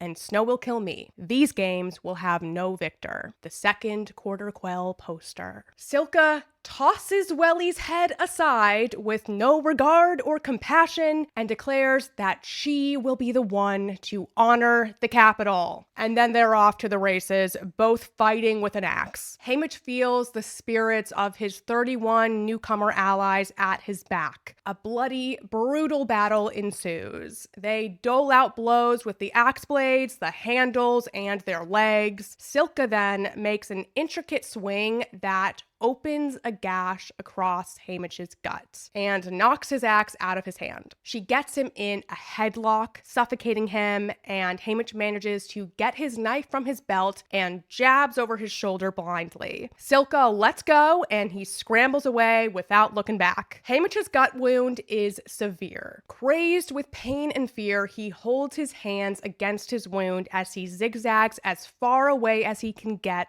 from Silka's screams. She's coming after him, though. Hamish ends up at the burnt part of the hedge maze. He thinks, ladybug, ladybug, here I am again, and he goes through the hedge to the cliff area. Silka stumbles after him, and he sees that his knife gouged out her eyeball. Hello? Though to Hamish, it seems minor compared to keeping his innards contained. I mean, Fair. It's all really awful. Silka launches her axe at him. She throws it, and Haymitch lets himself collapse to the dirt as the axe whistles over his head into the canyon. When he dropped, he was just thinking about avoiding the axe. It's not until he's down that he remembers the rebounding force field. After a beat, the axe spins back and lodges itself in Silka's head. Then they're both on the ground, still alive, waiting for the other to die. A hovercraft is floating over them. Haymitch tries to get a handkerchief from his pocket to use on his wound and instead finds his stash of bomb supplies. He'd forgotten about that due to everything going on. At first, he thinks it'd be impossible to use this, but he realizes no, it's not too late to paint another poster. Haymitch uses his last bits of energy to take off the necklace of sunflower ammo, put in the blasting cap, bite off extra fuse, crumple up the courtesy of the Capitol card and candy wrappers, and he takes off his flint striker, giving it a kiss. Using the card for kindling is an amazing FU to Snow. Haymitch silently says his goodbyes to his loved ones, especially Lenore Dove, and then he hears this irritating, grating voice. A game maker. Haymitch Abernathy, you are to stop all activity immediately. Undeterred, Haymitch picks up his quartz. The cannon fires, signaling Silka's death. Trumpets play. Haymitch won, but he keeps going, creating a little flame. Bullets are shooting down around his hands from the hovercraft. He isn't hit though. The game maker continues, becoming more frenzied. Freeze! Haymitch Abernathy, you have been... Drop that! Drop that now! Haymitch lights the fuse. You don't know what you're doing. Stop! Don't throw it! But he does. Haymitch launches the sunflower into the canyon. He places the flint striker over his heart, and he's blacking out, thinking, a blast rocks the world. My last sensations are of the slippery coils of my intestines in one hand, the songbird pressing against my skin, and the earth quaking beneath me. I die happy. End of chapter 24 and the 50th Hunger Games, the second quarter quell. Let's get into some character analysis. Haymitch. He's so much more hardcore than he gets credit for. That fight with Silka is so scary, and I hate it. And the way he launches the bomb, they're yelling at him. Oh my God, Haymitch. Before the fight starts with Silka, he intends to kill her and then have Snow and the game makers kill him. Like, Haymitch believes Snow's wish to punish his rebel behavior with death will take priority over crowning a victor. But there are other ways to punish people besides death. But Haymitch is convinced that he'll be killed or left to die from his injuries, or maybe his wounds will be beyond capital repair. He just needs Silka to die first to ensure there will be no victor. So that's where his head's at the end. This is a little disorganized because there's so many different elements to talk about here, but Haymitch, he needs to stop making big plans because they always go horribly wrong. At least that's what I was thinking with the situation with Welly and in Sunrise on the Reaping as a whole, pretty much. Things go better in the trilogy overall, but damn. As soon as he made this plan to blow up the cornucopia, I knew it was curtains on Welly, not with Haymitch Bad Luck Abernathy on the case. Even he knew he was in trouble when he made this plan. He thinks, bake the potato, feed up Welly, hide Welly, lure Silka to the cornucopia, blow her up with the cornucopia. How could anything go wrong? He's being sarcastic with that last part. He also told Welly, you've only got one dart, so make it count. Now sit tight and I'll be back before you know I'm gone. Which basically signaled the one dart would not be enough and he would not be back in time. By the trilogy, Haymitch is much more reluctant to say things like this. Even when he and Katniss talked about saving Peeta in the Quarter Quell, Haymitch didn't really agree to do that. In the Catching Fire book dialogue, Katniss says, if it is Peeta and me in the games, this time we try to keep him alive. He still might have a chance. Please, Haymitch, say you'll help me. And Haymitch frowns, looking away from Katniss and says, all right. So you could argue he isn't actually agreeing to save Peeta. Katniss tells him to help her, and he agrees. And he does help keep Katniss alive. That's the big aim of the rebel plot, but he's not helping Katniss do what she wanted to do with Peeta. Haymitch did not specifically say he promised Katniss anything, though he may have made some promises to Peeta. In the arena, Peeta says to Katniss, I don't know what kind of deal you think you've made with Haymitch, but you should know he made me promises as well. implying Haymitch made one of them a doomed promise he knew he couldn't keep. I'm not saying Haymitch can never fulfill promises. He does live up to his declarations to help bring down the capital, which is a huge accomplishment. He's unable to keep a lot of these smaller individual promises, but pulls off the one that liberates thousands of people, losing smaller battles and winning the overall war. It's a theme throughout the series. Fire brings change, but also destruction. Katniss fought to change the world so her sister could be safe and lost her in the process. Change is messy. All right, let's talk about Welly. First of all, how dare you, Suzanne Collins, apologize right now? I'm waiting. That was awful. How could you do that to Welly, our sweet angel baby dove? Rest in peace, my girl. Welly was so close to getting Silka with that dart. She aimed well enough. The dart reached Silka, but Welly, she couldn't blow it forcefully enough. If she wasn't so ill, then probably the dart would have gone through the sleeve and pierced Silka's skin. She just didn't have the energy. There's a ton of symbolism relating to Welly, so I'm just going to cover that here instead of the symbols and theme section. The way Welly spent a lot of the games holed up in that tree ties in with her dove nickname that Haymitch privately gave her. He also compares her to a bird again when she dies. I'll talk about that more later. This dove nickname was inspired by the dove gray color assigned to District 6 tributes, which endeared Haymitch to them. He referred to them as my doves. Dove gray is named for the color of mourning doves, which get their name because their coos sound sad and mournful. Calling these tributes Dove and Lenore Dove having that name foreshadows all of their deaths. The lifespan of literal mourning doves are about a year. Average mortality rates can be as high as 60% for adults and 70% for juveniles. The odds are not in these young doves' favor. When Haymitch found Welly in the arena, she's like a helpless baby bird up in a nest in a tree, starving without her parents. Remember how I said earlier that there's layers to the vanilla pudding? Here's that final layer, and unfortunately it's kind of gross.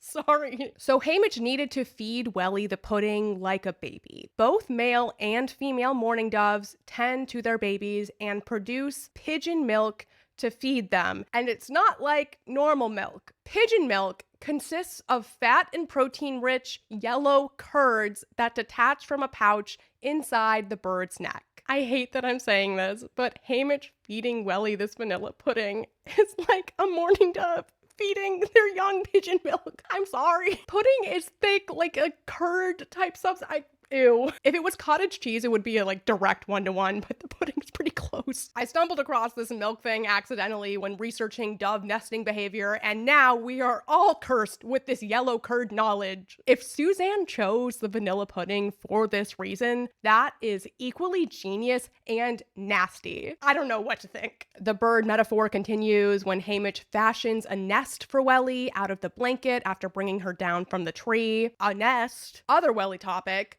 Abandonment is a big deal for her, and it makes me think something happened to her growing up before the games, maybe. Yes, it makes sense why she doesn't want Haymitch to leave her in the arena, but at the mention of Maisley, she immediately says, Maisley left us too, meaning the newcomers. It was very important to Welly that the newcomers all stick together, and she was hurt when Haymitch told her that they should steer clear of him in the arena back at the interviews. Her fear of abandonment foreshadows her dying once Haymitch leaves. She knew at a core level, she cannot be left alone. Something bad will happen. A woman's intuition. On to Silka. R.I.P. But girl, I am so mad at you. How could you? She does seem shocked by what she did to Welly. She has to make an effort to focus on Haymitch afterwards. So it's not like she was excited by this kill, but she does quickly get amped up to fight Haymitch. The adrenaline is flowing and her career conditioning presents itself with her declaration to honor the capital with her victory. So there's that. I will say, one of my favorite things about Suzanne's writing is how she characterizes antagonists antagonists like Silka. Some might argue that Silka is more morally gray than antagonistic. By virtue of being a tribute in the games, the motivations behind Silka's behaviors are nuanced, with the added layer of growing up in a society of career loyalists. I mean, killing people was a behavior cultivated by her community. I don't see Silka as an evil, sadistic villain chopping off heads for funsies, okay? She is primarily driven by the ambition to survive, and she can justify her actions because she can't live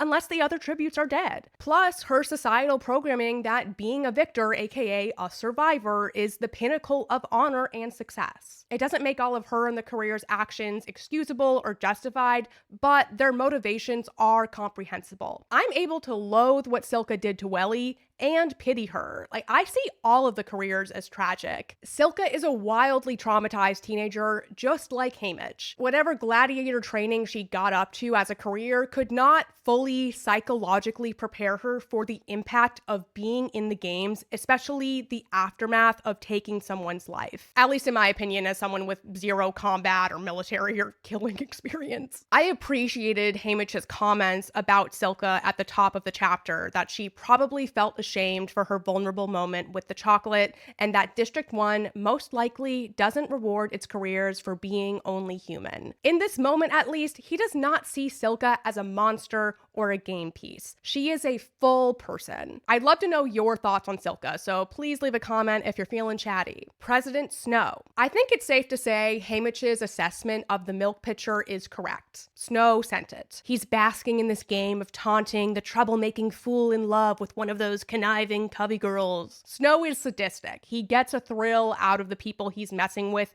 knowing he's messing with them. None of these other sponsor gifts contained cards of any sort. This isn't the film adaptations with the fortune cookie messages. Putting this courtesy of the Capitol message atop the basket is Snow's intentional greeting card. It's him saying, "Surprise, bitch, bet you thought you'd seen the last of me." It's also a narrative callback to the unappetizing, low-quality Tesserae flour that comes in sacks saying, "Courtesy of the Capitol." And Haymitch's ma had turned those flour sacks into shorts, and Haymitch wore these reaping day morning. The courtesy of the Capitol message mocks the districts. Plus, the milk pitcher comes with a snowy linen napkin, and of course, milk is white like snow. This note card is on top of the basket. Snow lands on top. Snow sprinkled himself all over this. I'm not certain that Snow knew Haymitch drank the milk at Plutarch's library, but it doesn't really matter if he knows. The milk pitcher references their previous meeting regardless. Snow's telling Haymitch he'll be punished for what he did with Luella. He introduces him to Lulu, and Snow, he's recovering from poisoning himself and Lumi, the chariot master, drinking milk and eating bread to soothe his own stomach. This milk pitcher signals poison, even if Haymitch hadn't connected the dots of what Snow did to Lumi. And Snow would know that Haymitch receiving this milk in the arena could result in several scenarios. So let's go over how I think these would play out and what I imagine Snow would think about them. Option A. Haymitch knowingly gives Welly the poisoned milk and watches her traumatic death. I figure Snow and the game makers would want to hide that Haymitch received a toxic sponsor gift. Weapons can be sent as a gift, like Finnick's famous trident, but that is obviously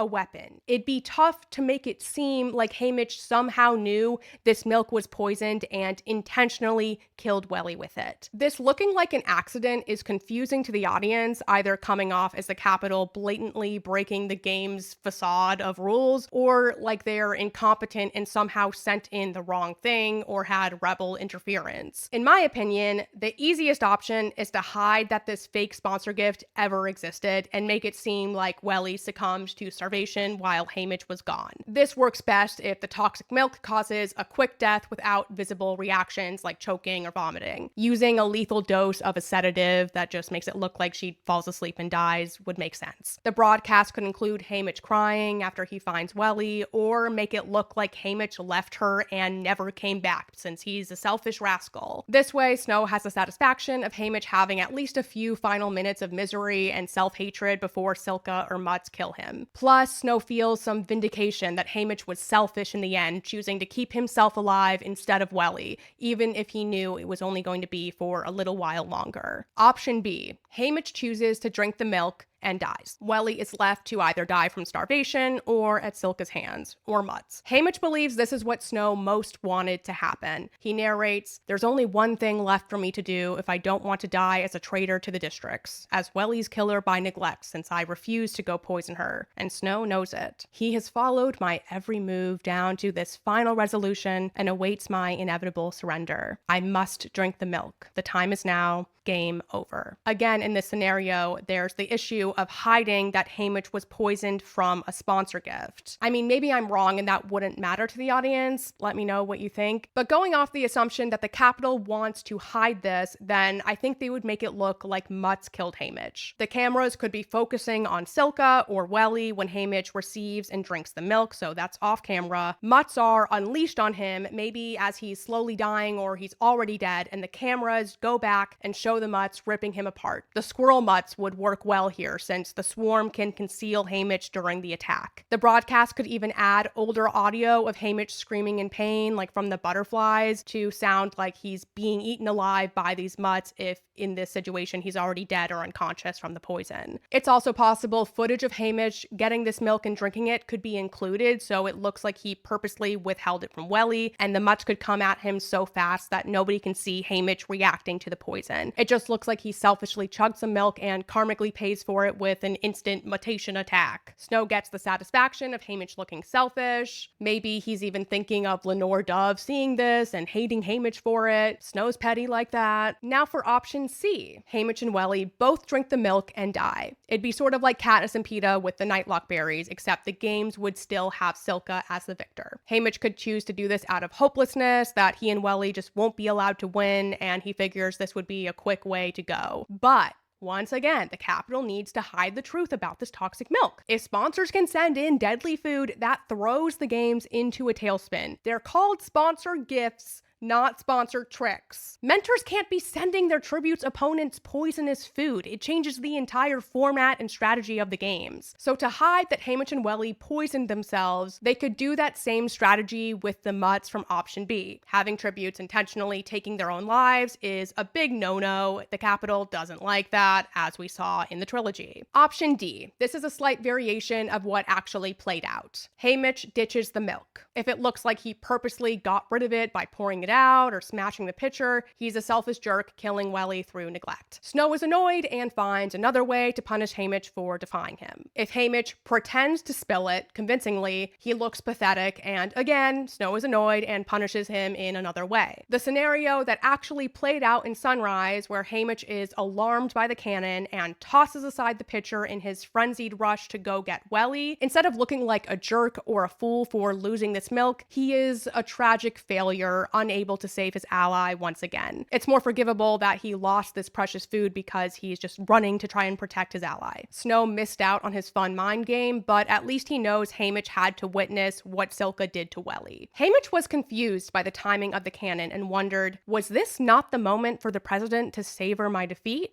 What's going on? Who has interfered with his game plan? Though I wonder if Snow wanted it to happen like this, timing it so Haymitch receives the milk as Silka approaches Welly, telling the game makers to wait, if needed, to fire the cannon until it looks like Haymitch is going to drink the milk. Snow gets to have his mind game with Haymitch, see him bend to his will, and makes Haymitch see what Silka did to Sweet Angel Welly. I'd feel more confident about Snow planning it this way if Haymitch had brought the pitcher to his lips right before the cannon went off. That way Snow knows Haymitch had fully given in. The way it played out was Haymitch opening the lid to examine the contents, and he's still contemplating dropping the pitcher. It doesn't say he lifts it to his mouth or anything like that. This almost very closely paralleled the Nightlock situation. The berries had just passed Katniss's lips when the trumpet sounded and the announcer told Katniss and Peeta to stop. They quickly spit out the berries and flushed their mouths with water. If Haymitch had just taken a sip of the milk when the game makers fired the cannon for Welly, he would have spit it out too.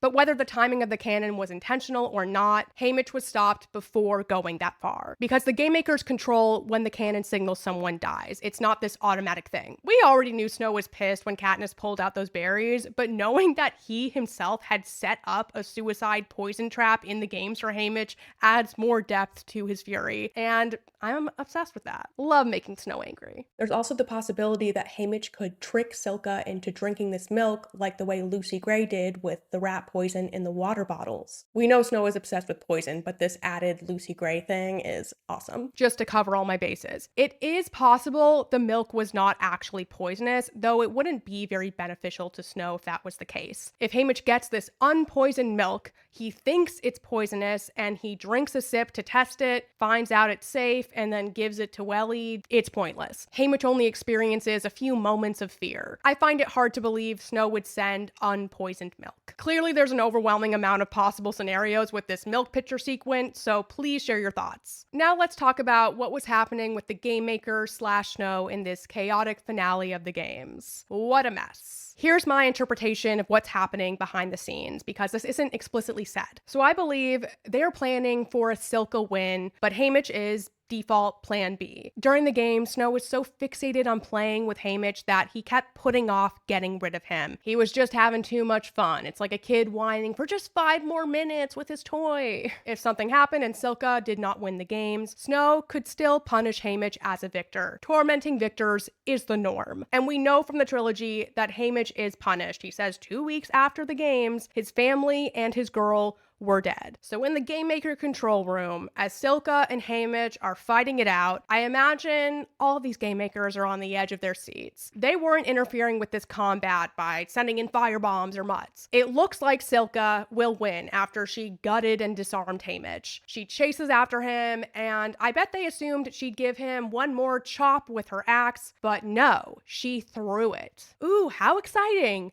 But wait, Haymitch dodged it, and the axe flew off the cliff. This is when the panic would set in. Oh no, the axe is going to bounce off the force field. Maybe they even tried to deactivate it but couldn't manage it in time. Silka is whacked in the head with her own axe. She's still alive, but could capital medicine save her? And if she survived, what would be the lasting effects? Would she be able to play the victor role the capital wants, or would this traumatic brain injury be severely disabling? The capital is not a tolerant place. A victor with a lost limb seems to be their limit in this area. Maybe they could try a body double situation with Silka, just have some completely different person pretend to be her until they can put the next victor in the limelight. Maybe she has a sister who looks like her. Who knows? All right, back to the games. So Silka and Haymitch are on the ground, still breathing, and then Game Makers see Haymitch fiddling around with the bomb stuff. No, they cannot have that. This is when they give him that first verbal warning. And then Silka dies. Cannon goes off. They're stuck with Haymitch as the victor, but he's not cooperating. He's still fiddling around. They shoot bullets around him, probably deliberately not hitting him, just trying to scare him into stopping. It doesn't work. Then they throw decorum out the window, yelling at him to stop, and oh crap, Haymitch set off the bomb. There's Game Makers underneath the arena and other workers above in that hovercraft. We don't know how they're affected by the explosion yet. Based on their frantic orders, they are in a dangerous spot. They're in the line of fire. Maybe some of them die in this explosion. We'll have to wait and see. On to symbols and themes. The Raven. Haymitch refers to the poem a couple times here, though he doesn't quote it. The first sentence in this chapter is, "Snatches of sleep breed nightmares, and the dawn finds me weak and weary, like the guy in Lenore Dove's poem." Haymitch is well on his way to being just like that guy in the poem, and the first lines in it are, "Once upon a midnight dreary, while I pondered, weak and weary, over many a quaint and curious volume of forgotten lore." This line hasn't been in the book yet, by the way, though the rest of the first verse was in chapter 10. The word weary has only come up in Sunrise once before, and it was in another poem song that Haymitch knew from Lenore Dove, "Ah, Sunflower" by William Blake. Haymitch awkwardly sang it to the District 9 tributes to break the ice during training since they had the sunflower tokens. It starts, "Ah, Sunflower, weary of time, who countest the steps of the sun." It's cool that weary is used only in the context of these poems, nearly lost to time and capital oppression, and they're tied to Haymitch's connection to Lenore Dove. Now that the 50th games are over, if what Haymitch said is true in Mockingjay, she will be dead 2 weeks after he was crowned victor. So like these poems, Lenore Dove is nearly lost. Haymitch brings up the poem again when he realizes Snow's plan for him with the milk. His doomed fate as Snow's pawn and propaganda tool is, like the raven in the poem, forever perched above his chamber door, this unrelenting symbol of grief and suffering. Baby birds and chicks. This isn't new, but I think we've come full circle with it now. When Haymitch discovers Luella's body, he compares her to a dead Mockingjay chick with a broken little bird body. During training, Haymitch describes the District 9 tributes in their yellow outfits as a hatful of baby chicks, and all of them died on the first day of the games. Also, on that first day, when Haymitch sees the bunny die after drinking from the stream, he says it's squealing like a baby bird. And finally, when he sees Welly's body, he describes her as a headless baby chick holding a tiny knife in her bird claw. So both the first and last of these young female tributes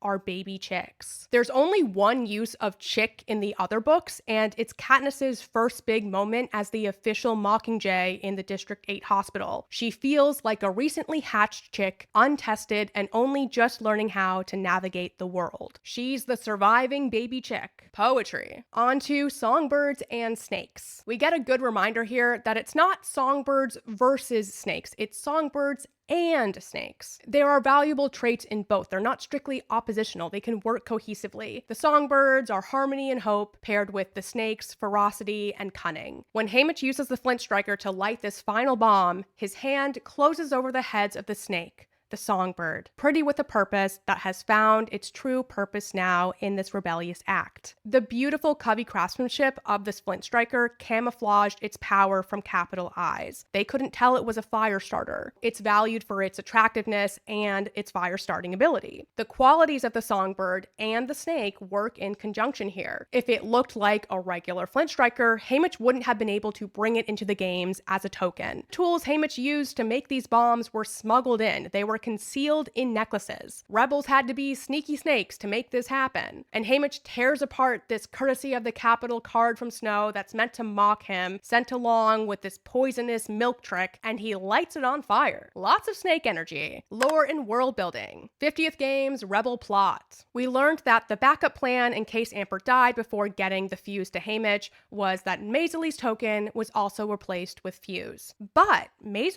wasn't just wearing one necklace. She had a whole stack. Haymitch initially said there were half a dozen, and then she gave a beaded one to Luella, which went to Lulu after. According to Haymitch, some of them were beaded, some braided cord, some with trinkets hanging off of them, and at least one real gold. Were all of the necklaces replaced, or just the ones with braided cord, or only the one with the copper flower medallion that Haymitch removed after she died? Haymitch didn't say he chose that necklace because of its potentially useful copper. It was just as a reminder of her strength. Maisely pointed out that this necklace had copper before the game, so he did know about it. It's possible several of Maisely's necklaces were swapped with fuse, or it was just that one, and Haymitch chose well. It looks like Beatty planned to tell Haymitch about this, but after he wasn't able to do it because he was interrupted, Beatty didn't make an effort to get that information to him. If only the copper necklace was changed, I imagine the rebels' plan A was for Beatty to sneak that info to Haymitch, and in case that wasn't possible, plan B was crossing their fingers that Haymitch would connect the dots, which were that tokens were used to smuggle in supplies for the plan. Maisely transformed a bunch of tributes tokens into wearable necklaces. She had a necklace with a copper flower and copper links with potato batteries, which links to Beatty and the plot, and the flower shape links to the sunflower shaped tokens concealing explosives. That's quite a few dots. It puts a lot of faith in Haymitch, but needing this extra fuse was already a plan B thing. They intended for Ampert to bring the fuse. My impression is Maisely was completely in the dark about this and did not know her token had been tampered with. But it's possible she did, or at least that she would recognize her necklace or necklaces were altered since she was so familiar with jewelry making. I think if she knew her necklace was changed, she would have given Haymitch a hint that he needs to take it if anything happened to her. What do you think about this? Horn of Plenty. Haymitch uses this term when describing the cornucopia cornucopia. A normal, non-Hunger Games cornucopia is synonymous with Horn of Plenty. There's various explanations of its origin, but the running theme is that a cornucopia is a torn-off horn with the ability to produce endless supplies of food and plants. I talked more about the use of cornucopias in the games in Part 4, Chapter 13. Anyways, Haymitch using the term Horn of Plenty in Sunrise is the only time it pops up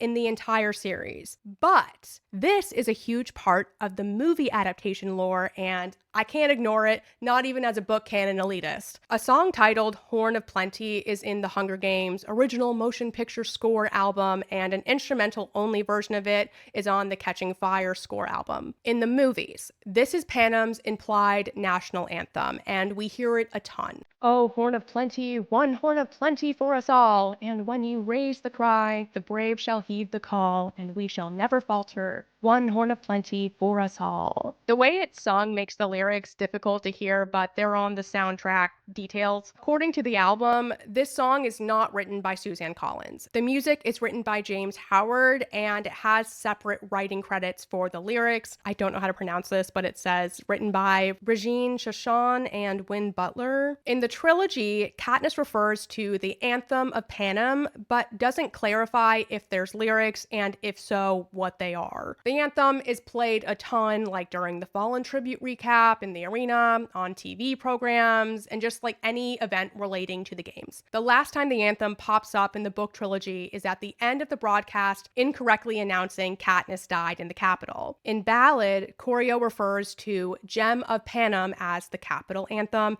and also just generally as the anthem. Interesting he doesn't flat out call it the Panem anthem. That could mean at this time in history it's specifically the Capitol anthem and there's another anthem for the country, or not one at all, or maybe he just called it the Capitol anthem because he's an elitist or whatever.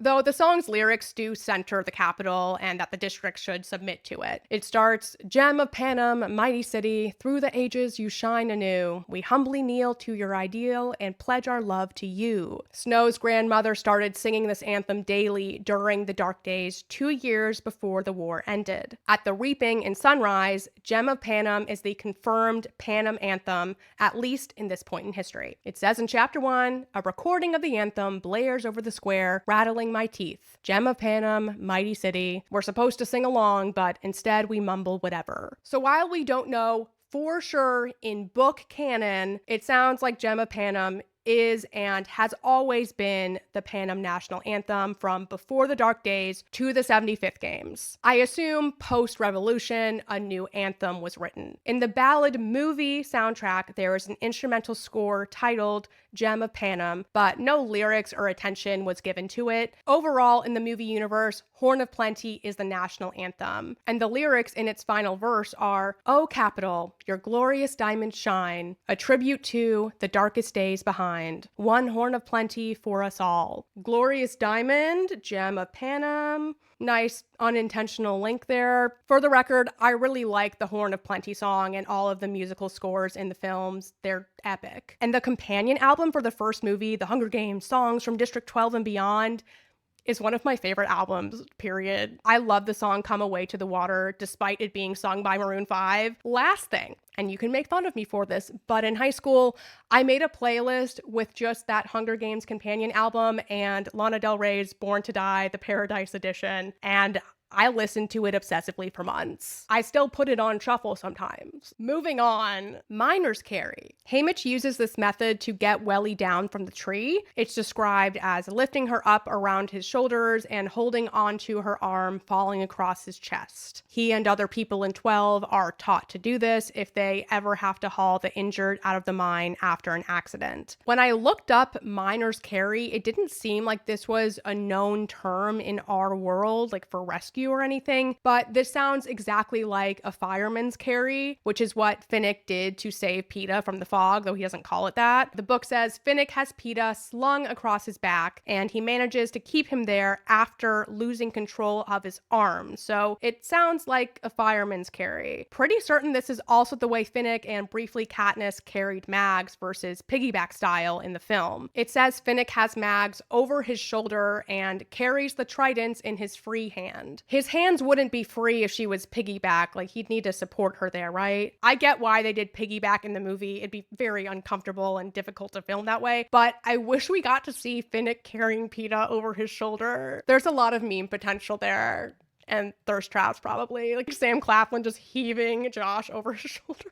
Katniss never says anything about a miner's carry, so I wonder if they stopped teaching this to people in 12 or just stopped teaching kids who weren't of age working in the mines about it. That is it for lore. On to possible foreshadowing. Weaponized force fields. When Katniss and Peeta watch Haymitch's games tape on the way to the third quell, the second quell's finale of force field shenanigans foreshadow the thirds. This isn't news, but it's worth addressing. We have cornucopia weapons being launched at the force field in both scenarios. In the second quell, the Capitol did not intend for the force field to be used as a weapon, with Silka's axe bouncing off of it and killing her. This was the reason Haymitch ultimately won the games instead of Silka. The Capitol looked incompetent to all of the people who understand that this was not something that they planned. And while this doesn't make the broadcast, Haymitch throws a bomb at the generator and force field, setting off a huge explosion and what sounds like an earthquake. Unclear how this explosion compares to the one in the third quell, though. For the third quell, there's a new force field intentionally weaponized by the Capitol. It's a game maker trap like Mutt's. But once again, the force field is used in a way Snow didn't plan. 3 cornucopia weapons came together to destroy this force field. There's the knife,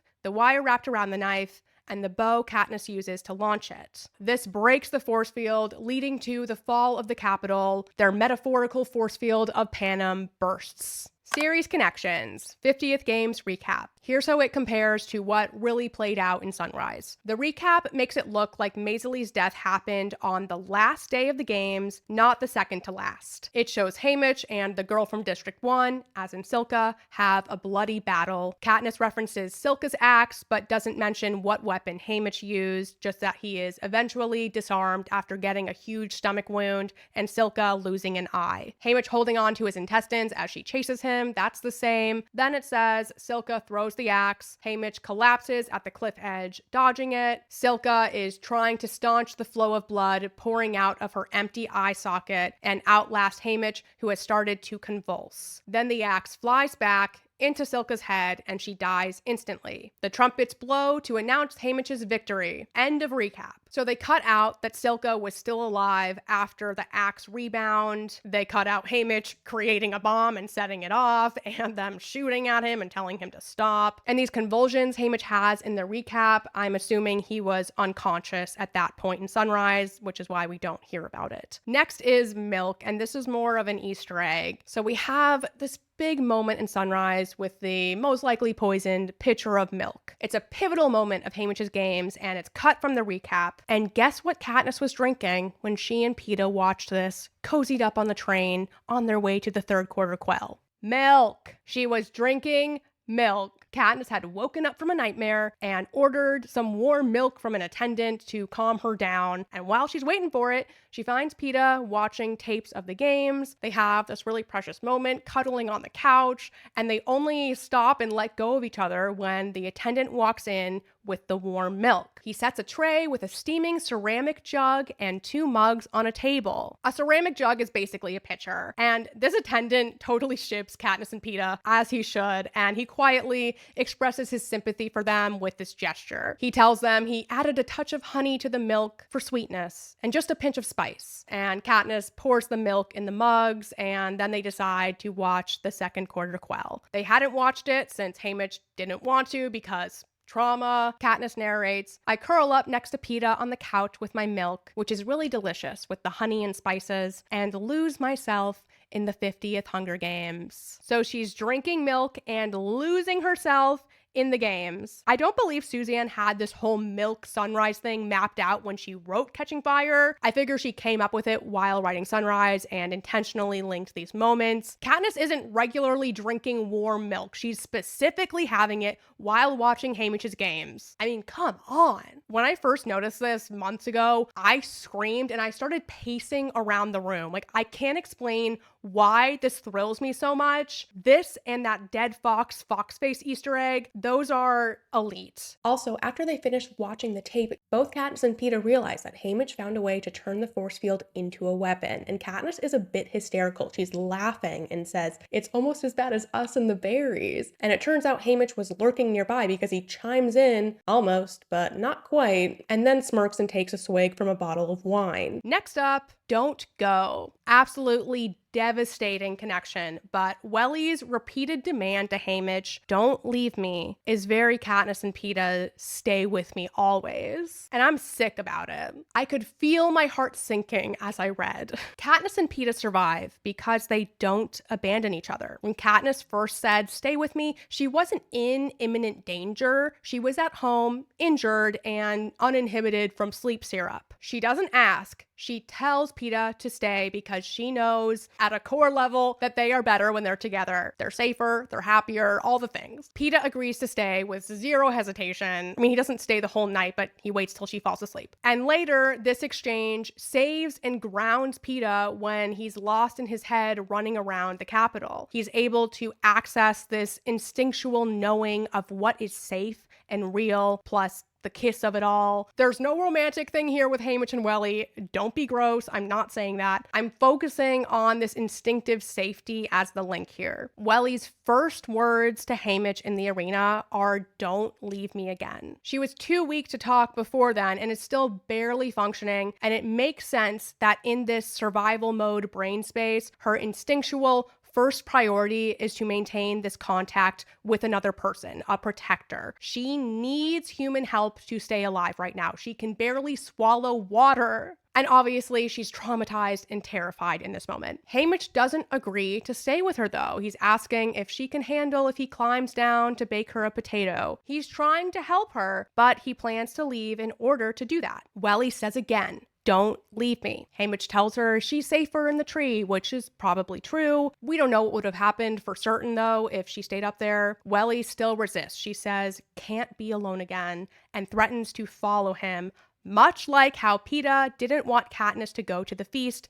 to get his medicine. Peeta tries to deter her by also threatening to follow her. He'll drag himself if he has to. Ultimately, Katniss tricks him into eating sleep syrup so he'll be knocked out when she goes. Kind of an inverse of her sleep syrup fueled stay with me moment. But unlike Haymitch and Welly, leaving Peeta in order to save him works. The odds were in the star-crossed lover's favor. And Katniss was rewarded by Thresh for her good deeds with Rue, in contrast to Haymitch, where repeatedly none of his good deeds go unpunished. Okay, and this sleep syrup is from Haymitch. He knew Katniss needed this to go to the feast, and they couldn't risk having Peeta follow her. It's like Haymitch is trying to rewrite the history of what happened with Welly, or just prevent it from repeating itself. The situation definitely haunted him, and I can totally see him going over it in his head, trying to think what he could have done to make things different. And if only he'd been able to keep Welly asleep and calm up in that tree, then maybe Silka never would have gotten her. So he has this opportunity to do this with Katniss and Peeta. He gives her the sleep syrup to trick Peeta into eating it so he can stay safe while she goes and does what is necessary to keep him alive. Though, at the end of the third quell, when Katniss and Peeta don't stay together, things go south, and Peeta is captured. When Katniss is in 13 with Haymitch talking about this, he says, "I can't believe you let him out of your sight that night."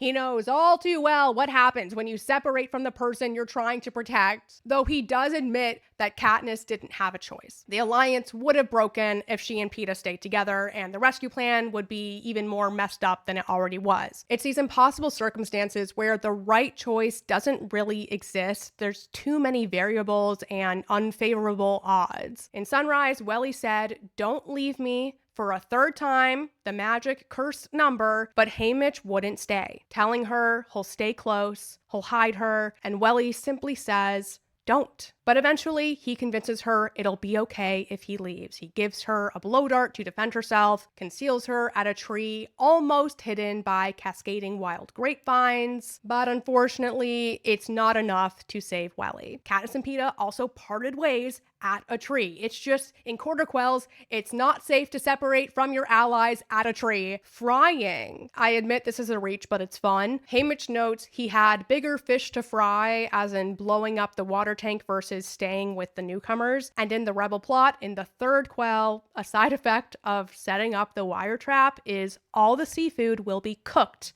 in the water. It'll be electrocuted. You could say the fish will be fried.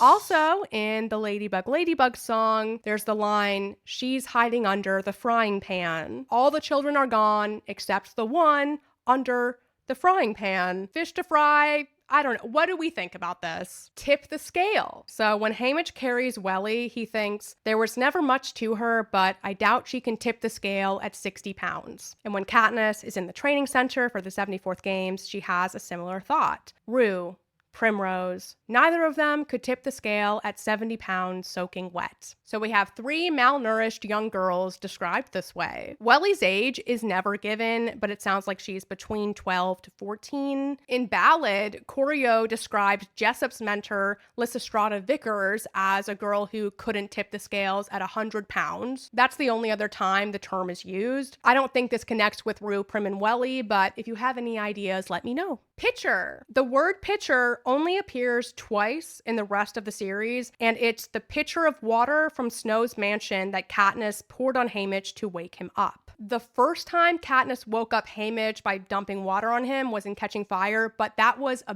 basin of water, not a pitcher like we get in Mockingjay. It's when the war is over, Katniss, Haymitch, and other people are staying at the presidential mansion formerly belonging to Snow. Katniss was spinning out over her conversation with him in the conservatory where he implied it was Coin's bomb that killed Prim, so she goes to the room Haymitch has been staying in and finds him passed out in bed. She ends up dumping a pitcher of water in his face to wake him. So it's a pitcher linked to Snow and Haymitch, and its contents are poured out. I know it's a reach, but again, I think it's cool. Beheading. We know that Annie Cresta went mad when her district partner got beheaded. That's all we know about the situation. It's unclear how often beheading happens in the games. You could argue Welly's beheading was subtly foreshadowed in the last chapter by Haymitch decapitating the pink bird mutts. When the final bird withdraws its beak from Maisie's throat, Haymitch narrates, "I decapitate it, slicing through the skinny neck." And then he calls Welly a headless bird. So I'm so curious about how the Sunrise film will handle Welly's death. It's possible they totally change it, so maybe instead of beheading, she's hit with a spear like Rue. I assume the movie will be PG-13 like the rest, so if it includes the beheading, here's what I'm picturing. Like the book, Haymitch will not see this happen to Welly, and we won't see it as the audience. Then there's a shot of Haymitch's face as he registers what happened, a shot of the ground behind Silka, and we see her lower legs and the shadow of her holding the head, so it's all a silhouette. Maybe Welly's lower body laying on the ground is peeking out of the corner of the frame, and then it goes to a shot of Silka from the chest up, and you can see her arm is extended out, implying she's holding Welly's head. I think that could be PG-13. I personally do not want to see it or have the child actor playing Welly see a life-size realistic doll made of her cut off head or anything like that. Let's do a silhouette. I think it'd be really powerful and scary. Victorless games. Haymitch's desire to show up the Capitol by making the games victorless links up with Katniss and Peeta with the Nightlock. Katniss is threatening to poison herself, betting on the game makers letting her and Peeta live because they have to have a victor. Whereas Haymitch actually wants the game makers to watch him and Silka die. He wants the game makers to lose by having no victor, and with Katniss, the game makers lose with this double victor result. Though Haymitch doesn't get this victorless quarter quell, he does help pull it off in the third one. 6 victor tributes make it out of the arena, and this unfinished Hunger Games is the last one ever. Another little connection is with the headlock. So Haymitch and Peeta both escape a headlock with their final opponent in the games using the element of surprise. Haymitch surprises Silka with a knife to the face, and Peeta has Katniss's help in this situation. He signals for her to shoot an arrow at Cato's hand. She does, and Cato reflexively releases the headlock, and Peeta slams him backwards off the cornucopia. Now for notable quotes. I've covered so many already, but here's some more. Haymitch thought thought this about Welly. Blinded by my desire to paint my poster, I left the real treasure unattended. I can't quite say I agree that Haymitch going to find firewood so he can cook Welly food she desperately needs is him being blinded by his poster painting ambitions. He took a risk by separating from her. It wasn't ego-driven. More of Haymitch's guilt about Welly. Write me off, Sid. Disown me. Spit when you hear my name. Failing at breaking the arena is nothing in the face of this. He's never felt more ashamed of himself. This next passage borders on slam poetry. It helps the way she tosses Welly's head aside with no regard or compassion for her even in death. Helps, too, to see a smear of chocolate high on her cheekbone where she must have wiped the tears away last night during our one-sided truce. And finally, it helps when she says, I will be the one to honor the Capitol. Next quote, after Silka threw the axe at the force field, I watch, breathless, for what the love of my life would call poetic justice. Love it. Haymitch's goodbye thoughts to Lenore Dove. Oh, love of my life, I am with you before, now, and always, and I will find you. I will find you. Finally, that is it for chapter 24 and part 9 of the ultimate Sunrise on the Reaping deep dive. That was a lot. Reminder, if you have the means, I strongly encourage you to support food banks. They could always use more donations and volunteers. And shout out to my Patreon friends. Thank you so much for your support. Love you like all fire. And as always, thank you so much for watching. And if you haven't already, subscribe for more Hunger Games analyses and do the thumbs up thing.